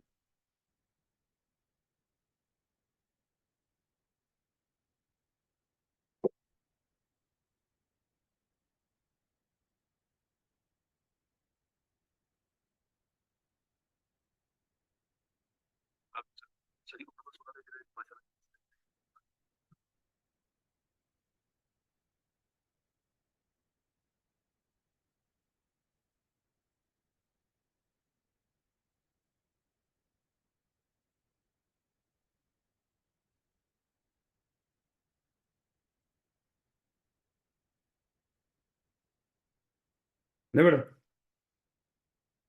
कहता है कि therefore an agreement with the minor cannot be ratified subsequently after he attains majority। यानी कि जब वो बड़ा होगा, बचपन के किए हुए एग्रीमेंट्स को रेटिफाई नहीं कर सकता। रेटिफिकेशन, अब आगे रेटिफिकेशन की एग्जांपल दे रहा ओ डेफिनेशन देगा। अगर पेपर में रेटिफिकेशन पूछ ले, ये नहीं कहना कि हमारे सिलेबस में थी नहीं। रेटिफिकेशन क्या होती है? रेटिफिकेशन इज अप्रूविंग और accepting something which has happened already, जो ऑलरेडी हो चुका हो पास्ट में, उसको बाद में दुरुस्त मान लेना, ये रेटिफिकेशन होती है। जैसे जो गलती हो चुकी, जैसे मैं आपको कहता हूँ कि भैया आपने खर्चा करना है लेकिन 10,000 से ज्यादा खर्चा नहीं करना, आपने 20,000 का खर्चा कर दिया ना, मैंने उसको एक्सेप्ट कर लिया। तो घर वाले करते हैं ना हमारी इस तरह की गलतियों की रेटिफिकेशन। तो रेटिफिकेशन ऑलरेडी किसकी होती है? जो ऑलरेडी चीज हो चुकी हो, हमेशा उसकी रेटिफिकेशन होती। जो अभी फ्यूचर में होना हो, उसके एडवांस में रेटिफिकेशन नहीं होती। ए minor can not be declare insolvent because he is incompetent. जब इनकम्पिटेंट टू कॉन्ट्रैक्ट है तो इसका मतलब क्या हुआ? हमेशा जो कॉम्पिटेंट टू कॉन्ट्रैक्ट होगा वो ही किसी चीज के लिए लायबल हो। जो बंदा किसी चीज के लिए कभी लायबल ही नहीं, तो वो कभी भी इंसॉल्वेंट नहीं हो सकता। इस वजह से माइनर कभी इंसॉल्वेंट नहीं हो सकता, क्योंकि उसके सर पे कभी कर्जा नहीं चढ़ता। कभी मतलब ये नहीं कि 18 साल के बाद चढ़ेगा कर्जा जब वो लेगा, लेकिन 18 साल से पहले वो किसी कर्जे के लिए अगर ले भी ले तो उसके लिए जिम्मेदार नहीं। कहता है if a minor enter into an agreement jointly, देखो लफ्ज क्या बोल रहा है, एग्रीमेंट, क्योंकि कॉन्ट्रैक्ट नहीं बनेगा, इसलिए लफ्ज जगह जगह पे बोल रहा है एग्रीमेंट। कहता है if a minor enter into an agreement jointly with a major person, that then such agreement can be enforce against the major person who has jointly promise to perform. यानी कि फिर अगर माइनर बड़े के साथ मिलकर एग्रीमेंट करेगा तो फिर वो जो कॉन्ट्रैक्ट होगा वो बड़े के साथ होगा, आप उसी के अगेंस्ट इन्फोर्स करवा सकते हो, बच्चे के अगेंस्ट इन्फोर्स नहीं करवा सकते। ये 4 पॉइंट कभी पूछे नहीं उसने, लेकिन उसका पूरा पूरा हक है। और जब जो अभी तक नहीं चीजें टेस्ट हुई वो तो सुपर डुपर इंपॉर्टेंट होती है। अच्छा मुझे बताओ, वो जो असाइनमेंट्स आपको मिली थी क्या आपने रीड की उसको, या मिली नहीं? मिल गई, रीड किया आपने? अच्छा ईमानदारी से बताइएगा जिन जिन बच्चों ने वो असाइनमेंट्स रीड की है, ईमानदारी से, नहीं तो खुदा ना खासा टाइम लग जाए। नहीं 1 2 3 हैं, ये पूरे असाइनमेंट की बात कर रहे हैं, तो 3 4 बच्चे बेशर्मी नहीं, अगर थोड़ी सी गौर करें। अभी अगले उसमें चले जाओगे तो भूल भाल जाओगे उसमें क्या पढ़ा था आपने। अभी टाइम था, उसको रीड कर लेते ताकि चीजें पता चल जाती कि वहां पे क्या एग्जाम्पल थी और ये किस चीज से रिलेटेड। कोशिश करना मेरे बच्चे अभी कर लेना उसको, क्योंकि मसरूफ लोग हैं आप और बड़ी जिम्मेदारियां आपके नाजुक कंधों में। नहीं बेटा, एज ऑफ मेजोरिटी से रिलेटेड जितनी बातें होनी थी हो गई, अब इससे रिलेटेड मजीद कोई बात नहीं। एज ऑफ मेजोरिटी हम पढ़ क्या रहे हैं, who is competent to contract, competent to contract कौन था, एज ऑफ मेजर यानी कि मेजोरिटी वाला, कौन माइंड और हाँ नियर डिस्क्वालिफाइड। एक हमने पढ़ लिया एज ऑफ मेजोरिटी क्या होती है। अब अगला पॉइंट पढ़ने जा रहे हैं, वो क्या है, सॉन माइंड। अब मेरे बच्चे ये होगा, a person is said to be of sound mind. इसके लिए थोड़ा सा पहले एग्जांपल समझिए। एक मिस्टर ए है, ये स्टूडेंट है सीए का, ये आया एडमिशन ऑफिस, पीएफई के एडमिशन ऑफिस में आया। ये आया है 9:23 पे, 9:23 पे सुबह ये एडमिशन ऑफिस में। लो बेटा, यहाँ पे टाइम बड़ा इंपॉर्टेंट है, जिस टाइम पर कॉन्ट्रैक्ट हो रहा हो वो बड़ा इंपॉर्टेंट है। याद रखना, कानून की निगाह में जिस टाइम पर कॉन्ट्रैक्ट हो रहा हो, कानून कहता है उस वक्त वो बंदा साउंड माइंड होना चाहिए। अगर ये मिस्टर ए, अभी समझाने के लिए बात कर रहा हूं, अगर ये मिस्टर ए 9:24 पे पागल था, और सॉरी 9:22 पे पागल था, और 9:24 पे फिर पागल है, लेकिन 9:23 पे ये साउंड माइंड है, तो लॉ कह देगा इट्स ओके, हमें कोई एतराज नहीं है। बस हमने उसकी साउंड माइंडनेस यानी कि वो पागल ना हो, किस लम्हे देखना होता है, eight the time of contract. जिस लम्हे कॉन्ट्रैक्ट हो रहा हो उस लम्हे उसका साउंड माइंड होना जरूरी है। कॉन्ट्रैक्ट होने से पहले भी चाहे पागल हो, चाहे दोबारा फिर पागल हो जाए, मेरे बच्चे उससे कोई लेना देना। अच्छा आप सोचेंगे सर अगर वो कॉन्ट्रैक्ट करने के बाद पागल हो गया परफॉर्म कौन करेगा, है? देखो अल्लाह माफ करे, हमने ये तो डिस्कस किया था ना, अगर कोई कॉन्ट्रैक्ट करने के बाद मर जाए, क्या वो कॉन्ट्रैक्ट परफॉर्म होता था? हाँ, अच्छा वो परफॉर्म हो सकता है, ये तो बंदा फिर जिंदा है, क्या ये परफॉर्म नहीं हो सकता? हो सकता है डेफिनेटली कोई ना कोई उसका अब लीगल रिप्रेजेंटेटिव नहीं बोलना है, कोई ना कोई रिप्रेजेंटेटिव होगा, उसकी जायदाद है, उसके साथ ये कॉन्ट्रैक्ट परफॉर्म होगा। याद रखोगे इस बात को। तो इसका मतलब क्या हुआ, हम पढ़ने जा रहे हैं साउंड माइंड, और किसी बंदे की साउंड माइंडनेस आप किस टाइम पे चेक करनी है, eight the time of contract. Contract से पहले क्या है, बाद में क्या है, हमें इससे कोई सरोकार नहीं है, जैसे अभी हमने डिस्कस किया। लो भैया, अब अगली बात है कि सर 9:23 पे हमें कैसे पता चलेगा मिस्टर ए साउंड माइंड है कि नहीं। उसके लिए 3 कंडीशंस, जिस टाइम पे कॉन्ट्रैक्ट हो रहा हो, जिस टाइम पे कॉन्ट्रैक्ट हो रहा हो 9:23 पे, उस टाइम पे मिस्टर ए कॉन्ट्रैक्ट की टर्म्स एंड कंडीशंस को समझ सकता, उसको समझ आ रही है कि हम क्या तय कर रहे हैं आपस में, और मिस्टर ए उन टर्म्स एंड कंडीशन की बेस पे रैशनल डिसीजन ले सकता हो, मतलब समझदारी वाला फैसला कर सकता, समझदारी वाला फैसला कर सकता। तो हम कह सकते हैं कि मिस्टर ए क्या है, वो साउंड माइंड। लेकिन अगर eight the time of contract वो कॉन्ट्रैक्ट की टर्म्स एंड कंडीशन को नहीं समझ पा रहा और समझदारी वाला फैसला, तो फिर वो क्या करेगा?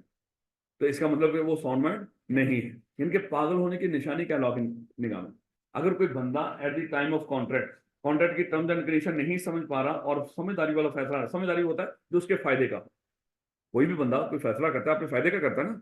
अगर आप फैसला किया और फायदा किसी और को दे रहे हो, हैं, तो और आपको पता ही नहीं चल रहा कि ये फायदा मैं अपने आप को दे रहा हूँ या किसी और को, एक्चुअली क्या हो, पागल घर वाले कहते नहीं जब कोई चीज बाहर से खरीद के लेकर आते हो, पूछते हो अच्छा बताओ ये चीज मैं कितने की लेके आया हूँ, घर वाले कहते हैं 200 की, हम कहते हैं मैं तो 2000 की, कहते हैं तो पागल है।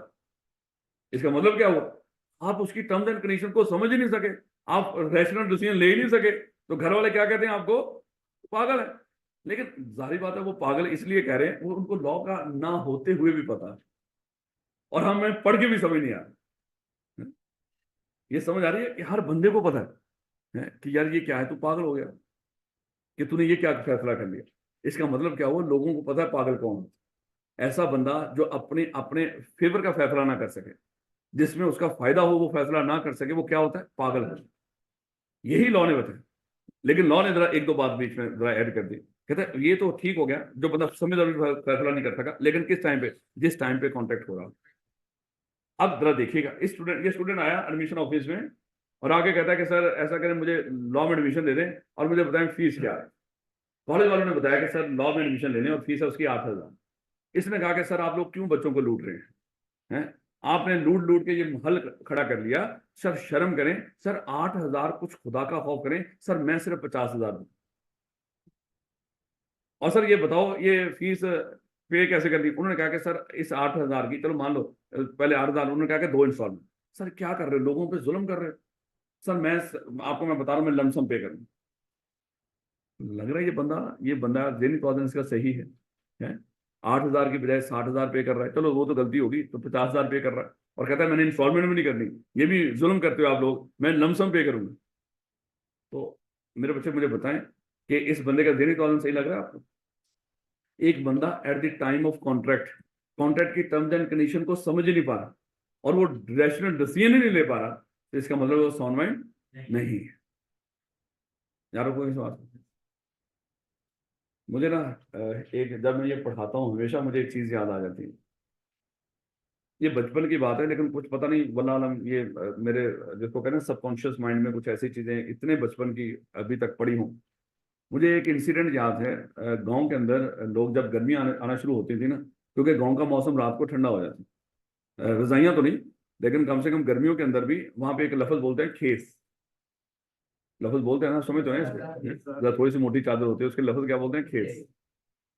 अब होता क्या था कि वहां पे जब गर्मियों का मौसम शुरू हुआ, तो मुझे याद है कि मोहल्ले में एक दफा, वहां पे गांव में एक दो मोहल्ला होता है, उसमें बनाया होता है, जो भी है तो छोटा सा होता है, पूरे मोहल्ले पूरे गांव के एक दूसरे का पता होता है, लेकिन फिर भी वहां पे मोहल्ले होते हैं थोड़े थोड़े बहुत। एक बंदा आया, वो खेस बेच रहा था, तो सारी खवातीन उसके वहां पे इर्द गिर्द, सारी बात है खवातीन वो खरीदो फरोख्त करते, लोग फेरी वाले जो आते थे। मुझे याद है वहीं पे मैं भी बीच में खड़ा हुआ था, और उसको क्या करते थे, जारी बात बच्चे भी तो वहीं पे गली में खेल रहे होते हैं ना। तो मुझे याद है, इतना भी बच्चा नहीं होगा, वल्लाह आलम क्या था, लेकिन बहुत शायद, अब मैं क्या अल्फाज बोलूं उसके लिए। अब उसको वो पूछती थी खवातीन कि अच्छा ये एक कितने का है और दो कितने के हैं। वो क्या करता था, एक की कीमत मान लो कि अगर वो बता रहा है 50 रुपए, तो दो की कीमत 40 रुपए बता। वो हंस हंस के पागल हुई है वहां, तो ये तू क्या पागल है, एक 50 का, दो 40 के। एक तो होता है ना कि चलो 80 कर दो, डिस्काउंट दे दो भैया 10-10 रुपए, ये कैसे हो सकता है कि एक 50 का और दो 40 के। यानी कि उस बंदे को बेचारे को पता ही नहीं, वो बड़ा मासूम सा था वो इंसान, यंग यंग था वैसे, लेकिन उसको समझ नहीं आ रही थी ये जो भी है। ये नहीं कि खुदा ना खासा होता है, बात का कोई इस तरह के घर के मामला होते हैं, वो लोग उसको बनाते थे, और इस तरह के जो भी घर में कोई बंदा हो वो ही जाके बेचेगा ना बेचारा। तो जो भी था उस, लेकिन उन्होंने ये नहीं खुदा ना खासा कि उसको लूट लिया वहां, है कि ठीक है भाई फिर 40-40 रुपए के लिहाज से फिर ये देना शुरू कर दो। हो सकता है उसको बेचारे को समझ ना आ रही हो, है एक 40 का हो, दो 50 के थे, वो उसने उसको वो कर दिया, लेकिन उसको पता कुछ नहीं चल रहा था। और मुझे याद है कि उसमें वो सारे उसको उस लम्हात को बड़ा एंजॉय कर रहे थे। मुझे तो चलो समझ मुझे भी पड़ रही थी कुछ ना कुछ, इसका मतलब इतना भी बच्चा नहीं, अब पता नहीं लेकिन मेरी उम्र क्या थी वर्षों में। लेकिन बताने का मतलब ये है कि वहां पे उस बंदे को समझ नहीं आ रही कि मेरा फायदा कहाँ पे है। इसका मतलब क्या हुआ, उस लम्हे वो बंदा सॉन्वेंट नहीं था। सॉन्वेंट की निशानी क्या है, eight the time of contract terms and condition भी समझ सकता हो, और समझदारी वाले फैसला, टर्म्स एंड कंडीशन समझ आ रही है चाहे समझदारी वाला फैसला नहीं, तो समझ लो ये क्या है, इनके तीनों का पूरा होना जरूरी है।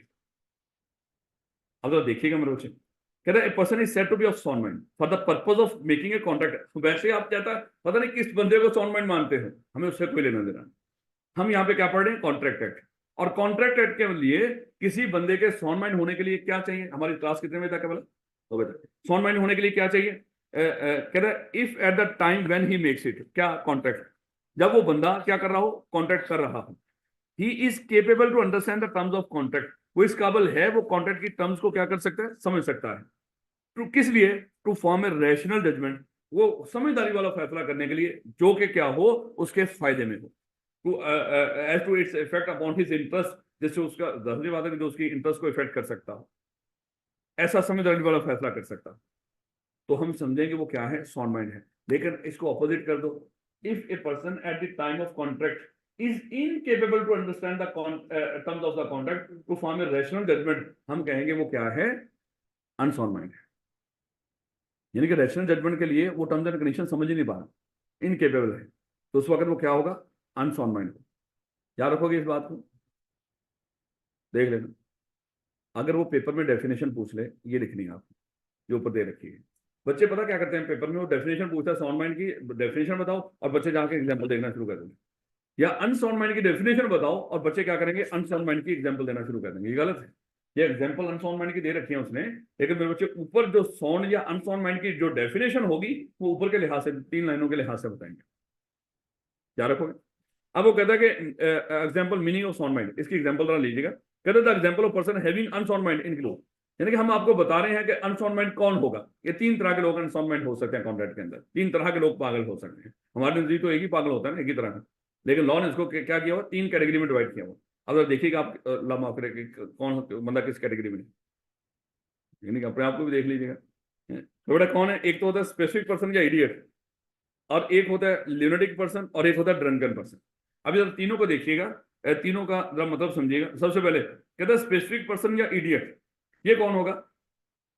हाँ, हाँ, पूरे का पूरा पागल। एक ऐसा बंदा जो खुदा ना खास्ता जो बचपन से ही पागल है, जिसके लफ्ज मैं बोल दिया करता हूँ यहाँ पे जमंदरू, लफ्ज बोलते हैं ना जमंदरू, यानी कि वो जब जमा है, जब वो दुनिया पे आया है, अल्लाह माफ करे, उसी वक्त क्या है, वो पागल है। ऐसे बंदे को कहते हैं ये क्या है, स्पेसिफिक पर्सन या इडियट। आज के बाद अगर कोई बंदा आपको इडियट बोले तो क्या दिमाग में लेकर आना है, वो मुझे क्या कह रहा है, जमंदरू पागल है। हम तो समझ रहे हैं इडियट तो कोई इतनी बड़ी गाली नहीं है बेटा, वो आपको कह रहा है तो शुरू से ही पागल है, तो अभी का पागल नहीं है, तो इसलिए इतनी छोटी गाली भी नहीं है। लेकिन भर स्पेसिफिक पर्सन या इडियट कौन है, ये ऐसा बंदा होगा जिसकी जिंदगी में कभी कोई ऐसा लम्हा नहीं आता जहां पे इसका, या ये कह लो, ये टर्म्स एंड कंडीशन को समझ सकता हो या रैशनल डिसीजन ले सकता हो। इसका मतलब क्या हुआ, माइनर की तरह ये बंदा कभी भी एग्रीमेंट नहीं कर, कॉन्ट्रैक्ट नहीं कर सकता।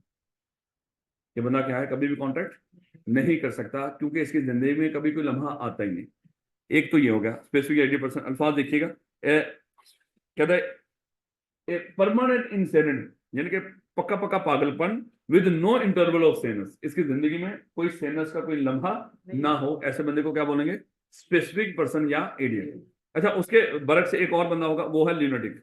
अच्छा, ल्यूनेटिक बंदा क्या है, ऐसा बंदा जो ज्यादा देर पागल रहता है लेकिन कभी कभार सही भी हो जाता है। यानी कि ऐसा बंदा जो ज्यादा देर क्या रहे, पागल, लेकिन कभी कभार सही भी हो जाए, ऐसे बंदे को क्या बोलते हैं, ल्यूनेटिक। यानी कि आम रिवाज में बताने के लिए बोल रहा होता हूं कि आम लिहाज से हम कहते हैं एक बंदा आम जो ज्यादा देर सही रहे, कभी कभार वो पागल हो जाए, हम उसको कहते हैं कि इसको पागलपन का दौरा पड़ गया। वैसे ये सही रहता है लेकिन कभी कभार वो क्या होता है, उसको पागलपन का दौरा। लेकिन इसका ऑपोजिट है, इसको सही होने का दौरा पड़ता है। वैसे ये क्या रहता है, पागल, लेकिन इसको कौन सा दौरा पड़ता है, सही होने। क्योंकि ये दौरा मतलब थोड़ा सा दौर है, वो थोड़ा सा वक्त है जिस दौरान क्या होगा, ये सही होगा। उसके अलावा ये क्या रहता है, पागल। मुझे बताओ क्या ये कभी कॉन्ट्रैक्ट कर सकता है? हाँ, उस लम्हे कॉन्ट्रैक्ट कर सकता है जिस लम्हे ये सही, हाँ, जिस लम्हे सही हो, बस उस लम्हे का वेट करना पड़ेगा आपको। अब मेरे बच्चे ये किस वजह से, देखिएगा ये है क्या, कहता है मेंटल स्ट्रेन और disease with possibly some interval, यानी कि इसको भी कोई जहनी बीमारी है और इसकी जिंदगी में क्या है, सम इंटरवल ऑफ सैनिटी है, यानी कि कुछ लम्हात इसकी जिंदगी में आते हैं जब ये क्या हो, साउंड माइंड। अदरवाइज ये क्या रहता है, ये पागल रहता है। लो बेटा, उसके बाद आ जाता है ड्रंकन पर्सन, ऐसा बंदा हो जिसने पी रखी है। हाँ मेरे बच्चे, ऐसा बंदा देखो आमतौर पे तो सही रहेगा, लेकिन जब वो ज्यादा कुछ खा पी लेगा तो ये क्या होगा, उस वक्त इसका ज़हनी तौज़ुन सही नहीं होगा। जैसे मान लो हो सकता है सुबह सही हो, लेकिन खुदा ना खासा अगर थोड़ा सा रात को पी लिया तो इसका मतलब क्या हुआ, उस वक्त इसका ज़हनी तौज़ुन सही नहीं। मादरत के साथ ये चीजें समझा रहा हूँ पढ़ाने के लिए, सिलेबस में पढ़ना है हमें।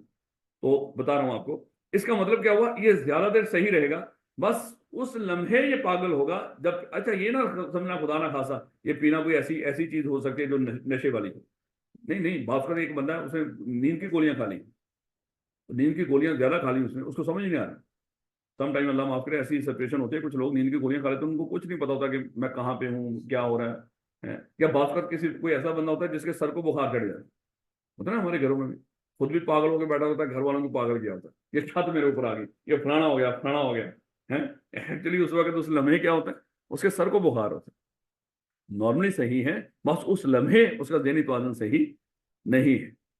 तो यही ना हो कि खाली आप ड्रंकन वाला मतलब यही समझे कि पता नहीं अल्लाह माफ करे किसी ने पी रखी हो, कहता इसका मतलब देखिएगा, कहता कि ड्रंकन पर्सन कौन था, excessive use of certain substance, जब कोई बंदा कोई सर्टन सब्सटेंस ज्यादा इस्तेमाल कर ले, make of temporary importance of mind, तो वो क्या कर सकता है, वक्ती तौर पे कुछ लम्हात के लिए आपके दिमाग का जो काम करना उसको बंद कर देगा, आपका दिमाग काम नहीं करेगा उन लम्हात में, जब किसी चीज को ज्यादा कोई बंदा पी ले।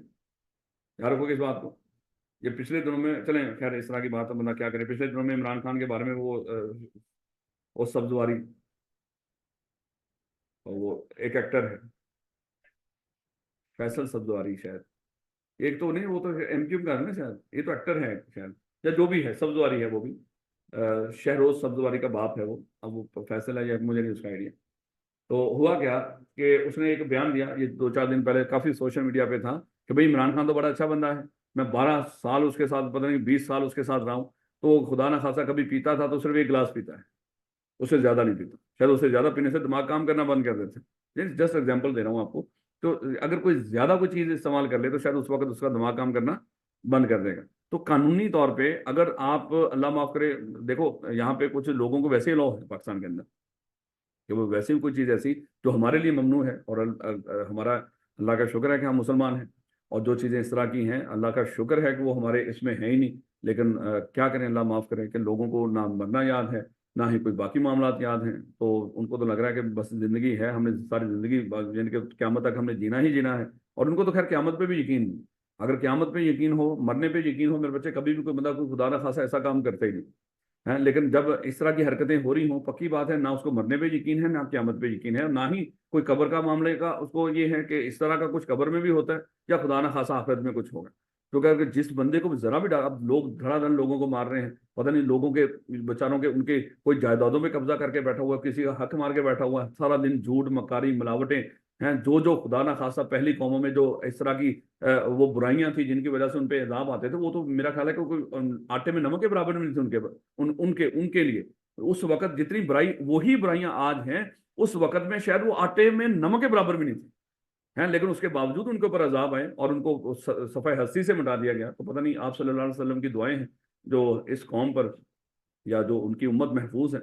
अदरवाइज तो मेरे बच्चे हमारी हरकतें इस तरह की, अल्लाह माफ करें, कि शायद हमें बड़ी अरसे पहले ही हमें उठा के आसमान पे लेके जाके जमीन पे फेंक दिया जाता, शायद उससे भी ज्यादा डिजर्व करते थे। नहीं बेटा, जरा देखिएगा, तो ड्रंकन पर्सन, ऐसा बंदा जो ड्रंकन हो, लेकिन याद रखना कि ज्यादा देर सही रहेगा, कभी कभार जब इसने पी रखी हो उस वक्त इसका ज़हनी तवाज़ुन सही नहीं होगा। अब जरा इन इन अल्फाजों का मतलब समझिएगा। मान लो कि मैं आपको यहाँ पे कोई 3 लाइफ लाइन बना के देने लगा हूँ, अगर इस तरह की लाइन हो इसका मतलब है अनसॉन्ड, और अगर इस तरह की लाइन हो इसका मतलब है सॉन्ड। तो बड़ा कोई बंदा है उसकी जो लाइफ लाइन है ना, जब चले खैर कोई भी बता दो, एक बंदा ऐसा है जिसकी लाइफ लाइन ऐसी है, एक मिस्टर बी है, उसकी लाइफ लाइन मेरे बच्चे ऐसी है, और एक मिस्टर सी है, उसकी लाइफ लाइन मेरे बच्चे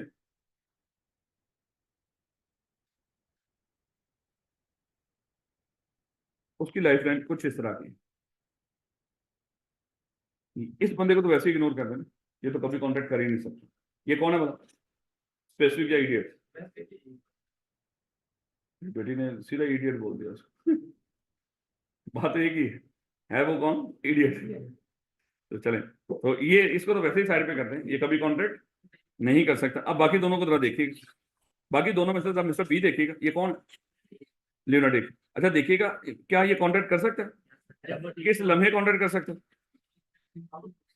अब जरा अल्फाज ऊपर देखिएगा, कहता है a person who usually of unsound mind, जो यूजुअली क्या है, अनसाउंड माइंड है। अब ज्यादातर ये क्या है, unsound mind, but occasionally sound mind, कभी कभार वो क्या हो जाता है, sound mind. May make a contract when he is of, वो इस लम्हे क्या कर सकता है, कॉन्ट्रैक्ट कर सकता है। अल्फाज ऊपर मैं मतलब बता रहा हूँ, लाइनों को कैसे पढ़ना। फिर कहता है a person who is usually sound mind, usually क्या है, साउंड माइंड है, बट ओकेजनली, ओकेजनली क्या है, unsound mind, may not make a contract when he is of, सिर्फ इस लम्हे कॉन्ट्रैक्ट नहीं कर सकता, बाकी कर सकता। ये लाइनें पढ़ लोगे इसको मिला के उनके साथ, आज की आखिरी बात, disqualified from contracting by law. मेरे बच्चे ये तीसरा है, याद है वो 3 लोग थे, मेजर, साउंड माइंड और not disqualified by law. Incompetent कौन है, माइनर, अनसाउंड माइंड और डिसक्वालीफाइड बाय लॉ। अच्छा, डिसक्वालीफाइड बाय लॉ मैंने मेरे बच्चे पहले भी शायद बताया हो, ये ना तो माइनर है ना ही अनसाउंड माइंड। इसका मतलब क्या हुआ, ये मेजर भी है और साउंड माइंड भी है, लेकिन कॉन्ट्रैक्ट क्यों नहीं कर सकता, कानून ने मना कर दिया, भैया आप कॉन्ट्रैक्ट नहीं करोगे। और लोगों को भी कह दिया इन लोगों के साथ कॉन्ट्रैक्ट ना करना, क्योंकि इनके साथ अगर करोगे कभी भी कॉन्ट्रैक्ट नहीं बनेगा, और कल अगर इन्होंने वादा पूरा ना किया तो हमारे पास इंसाफ के लिए ना। अब ये बंदे कौन कौन से हैं, रीड इसको कल करेंगे, बस वैसे कॉन्सेप्ट दे रहा हूं ताकि आप इसको घर से रीड करके। एलियन एनिमी, उस मुल्क का बाशिंदा जिस मुल्क के साथ हमारी जंग लगी, सिर्फ जंग के दिनों के दौरान उस मुल्क के लोग हमारे लिए क्या होते हैं, एलियन एनिमी। अलाइन एनिमी होता है, गोली मारो इस बात को, ये क्या है, लेकिन होगा किस बंदे की बात हो रही है, जिस मुल्क के साथ पाकिस्तान की खुदा न खास्ता कभी जंग लगी हो, तो जिस मुल्क के साथ जंग लगी हो, जंग के दौरान उस मुल्क के लोगों के साथ आप कॉन्ट्रैक्ट नहीं कर सकते। अगर किया हुआ था वो परफॉर्म नहीं कर सकते और नया कर भी नहीं सकते। अगर किसी ने करने की कोशिश की वो कभी भी कॉन्ट्रैक्ट नहीं बनेगा, वो एग्रीमेंट ही रहेगा, बल्कि वो बात का तो इलीगल भी हो सकता है। तो याद रखना, एक किन के साथ कौन लोग, अब उस मुल्क के जितने भी लोग, वो सारे आपके लिए क्या हो गए, कॉन्ट्रैक्ट करने के लिए डिस्क्वालीफाई हो। ना तो वो पागल हैं, उसमें बड़े सारे लोग हैं सियाने हैं, और ना ही वो बच्चे हैं, बड़े सारे लोग हैं जो मेजर हैं, लेकिन आप उस मुल्क के किसी भी बंदे के साथ कॉन्ट्रैक्ट नहीं कर सकते। क्यों, लॉ ने मना कर दी। कि किस हालत में होगा, जब उस मुल्क के साथ जंग लगी है। वैसे भी मनता क्या है मेरे बच्चे, ये थोड़ी एक तरफ जंग हो और दूसरी तरफ हमारे लोग उनसे खरीदो फरोख्त कर रहे हैं, ये तो दोनों पॉसिबल नहीं है। उसके बाद कहते हैं फॉरेन सॉवरेन्स और एम्बेसडर, जो हुकूमती सतह पे वफ्द आते हैं, जैसे अभी हमारे जो प्राइम मिनिस्टर है वो चाइना होके आए हैं और अपने साथ एक पूरी फौज लेकर गए थे, यानी कि वफ्द लेकर गए थे। इसी तरह बाकी ममालिक के लोग भी आते हैं जो यहाँ पे हुकूमती सतह पे हमारे साथ मुज़ाकरात करने आते हैं, हुकूमत के साथ वफ्द आते हैं। तो आने वाले जो वो थोड़े के टाइम के लिए आते हैं वापस चले जाते हैं, ऐसे लोगों के साथ भी कॉन्ट्रैक्ट नहीं करना, क्योंकि अगर वो कॉन्ट्रैक्ट कर लो कि उन्होंने पूरा ना किया तो पाकिस्तान में उनके खिलाफ कोई कार्रवाई नहीं हो सकती। अच्छा, सयाहों की बात नहीं हो रही, मैं हुकूमती सतह पे लोगों की बात कर रहा हूँ, जो सयाह आते हैं यहाँ पे, उनके साथ कॉन्ट्रैक्ट कर लो, कोई दिक्कत नहीं। मैं उनकी बात कर, लफ्ज क्या है, फॉरेन सॉवरेन्स और एम्बेसडर, जो हुकूमती फॉरेन सॉवरेन्स आते हैं और जो एम्बेसडर हैं, सफीर हैं, बाकी मुल्कों के सफीर पाकिस्तान में हैं, चाहे वो पके पके हैं यहाँ पे, इससे कोई फर्क नहीं पड़ता, लेकिन उन सफीरों के साथ भी आपने किसी तरह का कॉन्ट्रैक्ट नहीं करना, क्योंकि पाकिस्तान में इनको इम्यूनिटी मिली होती है मेरे बच्चे, इस्तिस्ना मिला होता है, इनके खिलाफ कोई पाकिस्तान की अदालतों में कोई केस नहीं बन सकता। करना है तो अपनी जिम्मेदारी पे करना, कल रीड करेंगे, क्योंकि बाकी चीजें आखिरी एक आधी बात। कन्विक्टेड, ऐसा बंदा जो जेल में हो, ये बंदा मेरे बच्चे कॉन्ट्रैक्ट नहीं कर सकता जब तक जेल में है। इसका मतलब कहती नंबर 804 कॉन्ट्रैक्ट नहीं कर सकता, लेकिन कर सकता है कब, जब ये जेल से बाहर आए। और जेल से बाहर दो ही तरीके से आ सकता है, या तो जमानत हो जाए, या इसकी जो 10 साल की इसको कैद हुई थी वो 10 साल की मुद्दत पूरी हो जाए। दो ही चीजें हैं, या तो क्या हो जाए, जमानत हो जाए, या जो सेंटेंस की मुद्दत थी वो पूरी हो जाए। यानी कि क्या कन्विक्टेड पर्सन जिसको सजा हुई थी वो कॉन्ट्रैक्ट कर सकता है, हम कहेंगे कर सकता है। दो सूरतों में, या तो जो उसकी सजा थी वो पूरी हो गई हो, या वो जमानत पे हो, ये ना हो कि जेल तोड़ के बाहर आया हो। और आखिर पे बात, इनसॉल्वेंट बंदा किसी के साथ कॉन्ट्रैक्ट नहीं कर सकता। क्यों नहीं कर सकता, अब ये ना बच्चा है ना ही अनसाउंड माइंड, ये बड़ा भी है साउंड माइंड भी है। क्यों नहीं कर सकता, इसके पास है ही नहीं किसी को कुछ देने के लिए, जो था वो किसके पास पड़ा हुआ, अदालत के पास है, तो इसके पास तो कुछ भी नहीं। इनसॉल्वेंट बंदे के साथ कभी कॉन्ट्रैक्ट नहीं कर सकते। तो यही मेरे बच्चे यहाँ तक रीड करके आप ये कल क्लास के अंदर इसको इंशाल्लाह रीड कर लेंगे।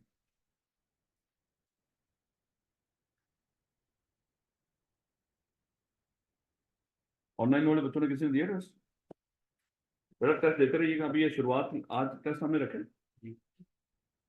मिल गया, दे दिया ना टेस्ट आपको, कल फिर टेस्ट हो, ऐसे तो देखेंगे हैं, देना तो है ना, कल फिर टेस्ट होगा मेरे बच्चे चैप्टर नंबर 2। हाँ, कहा था ना कि जो है रात तक हमारे डेली टेस्ट है, कल भी होगा, परसों भी होगा। मोहम्मद याहिया, अच्छा ये दीजिएगा जरा इनको, वहीं पे दीजिएगा, जरा नंबर बोलते रहिएगा इनके। हाशिम 11 हमें टोटल कितने थे भाई, यहाँ पे क्या गलती होने का तो, ये एमसीक्यू ऊपर ही सॉल्व किया करो, अब थोड़ा सा सवाल था वो ऊपर ही सॉल्व कर देते।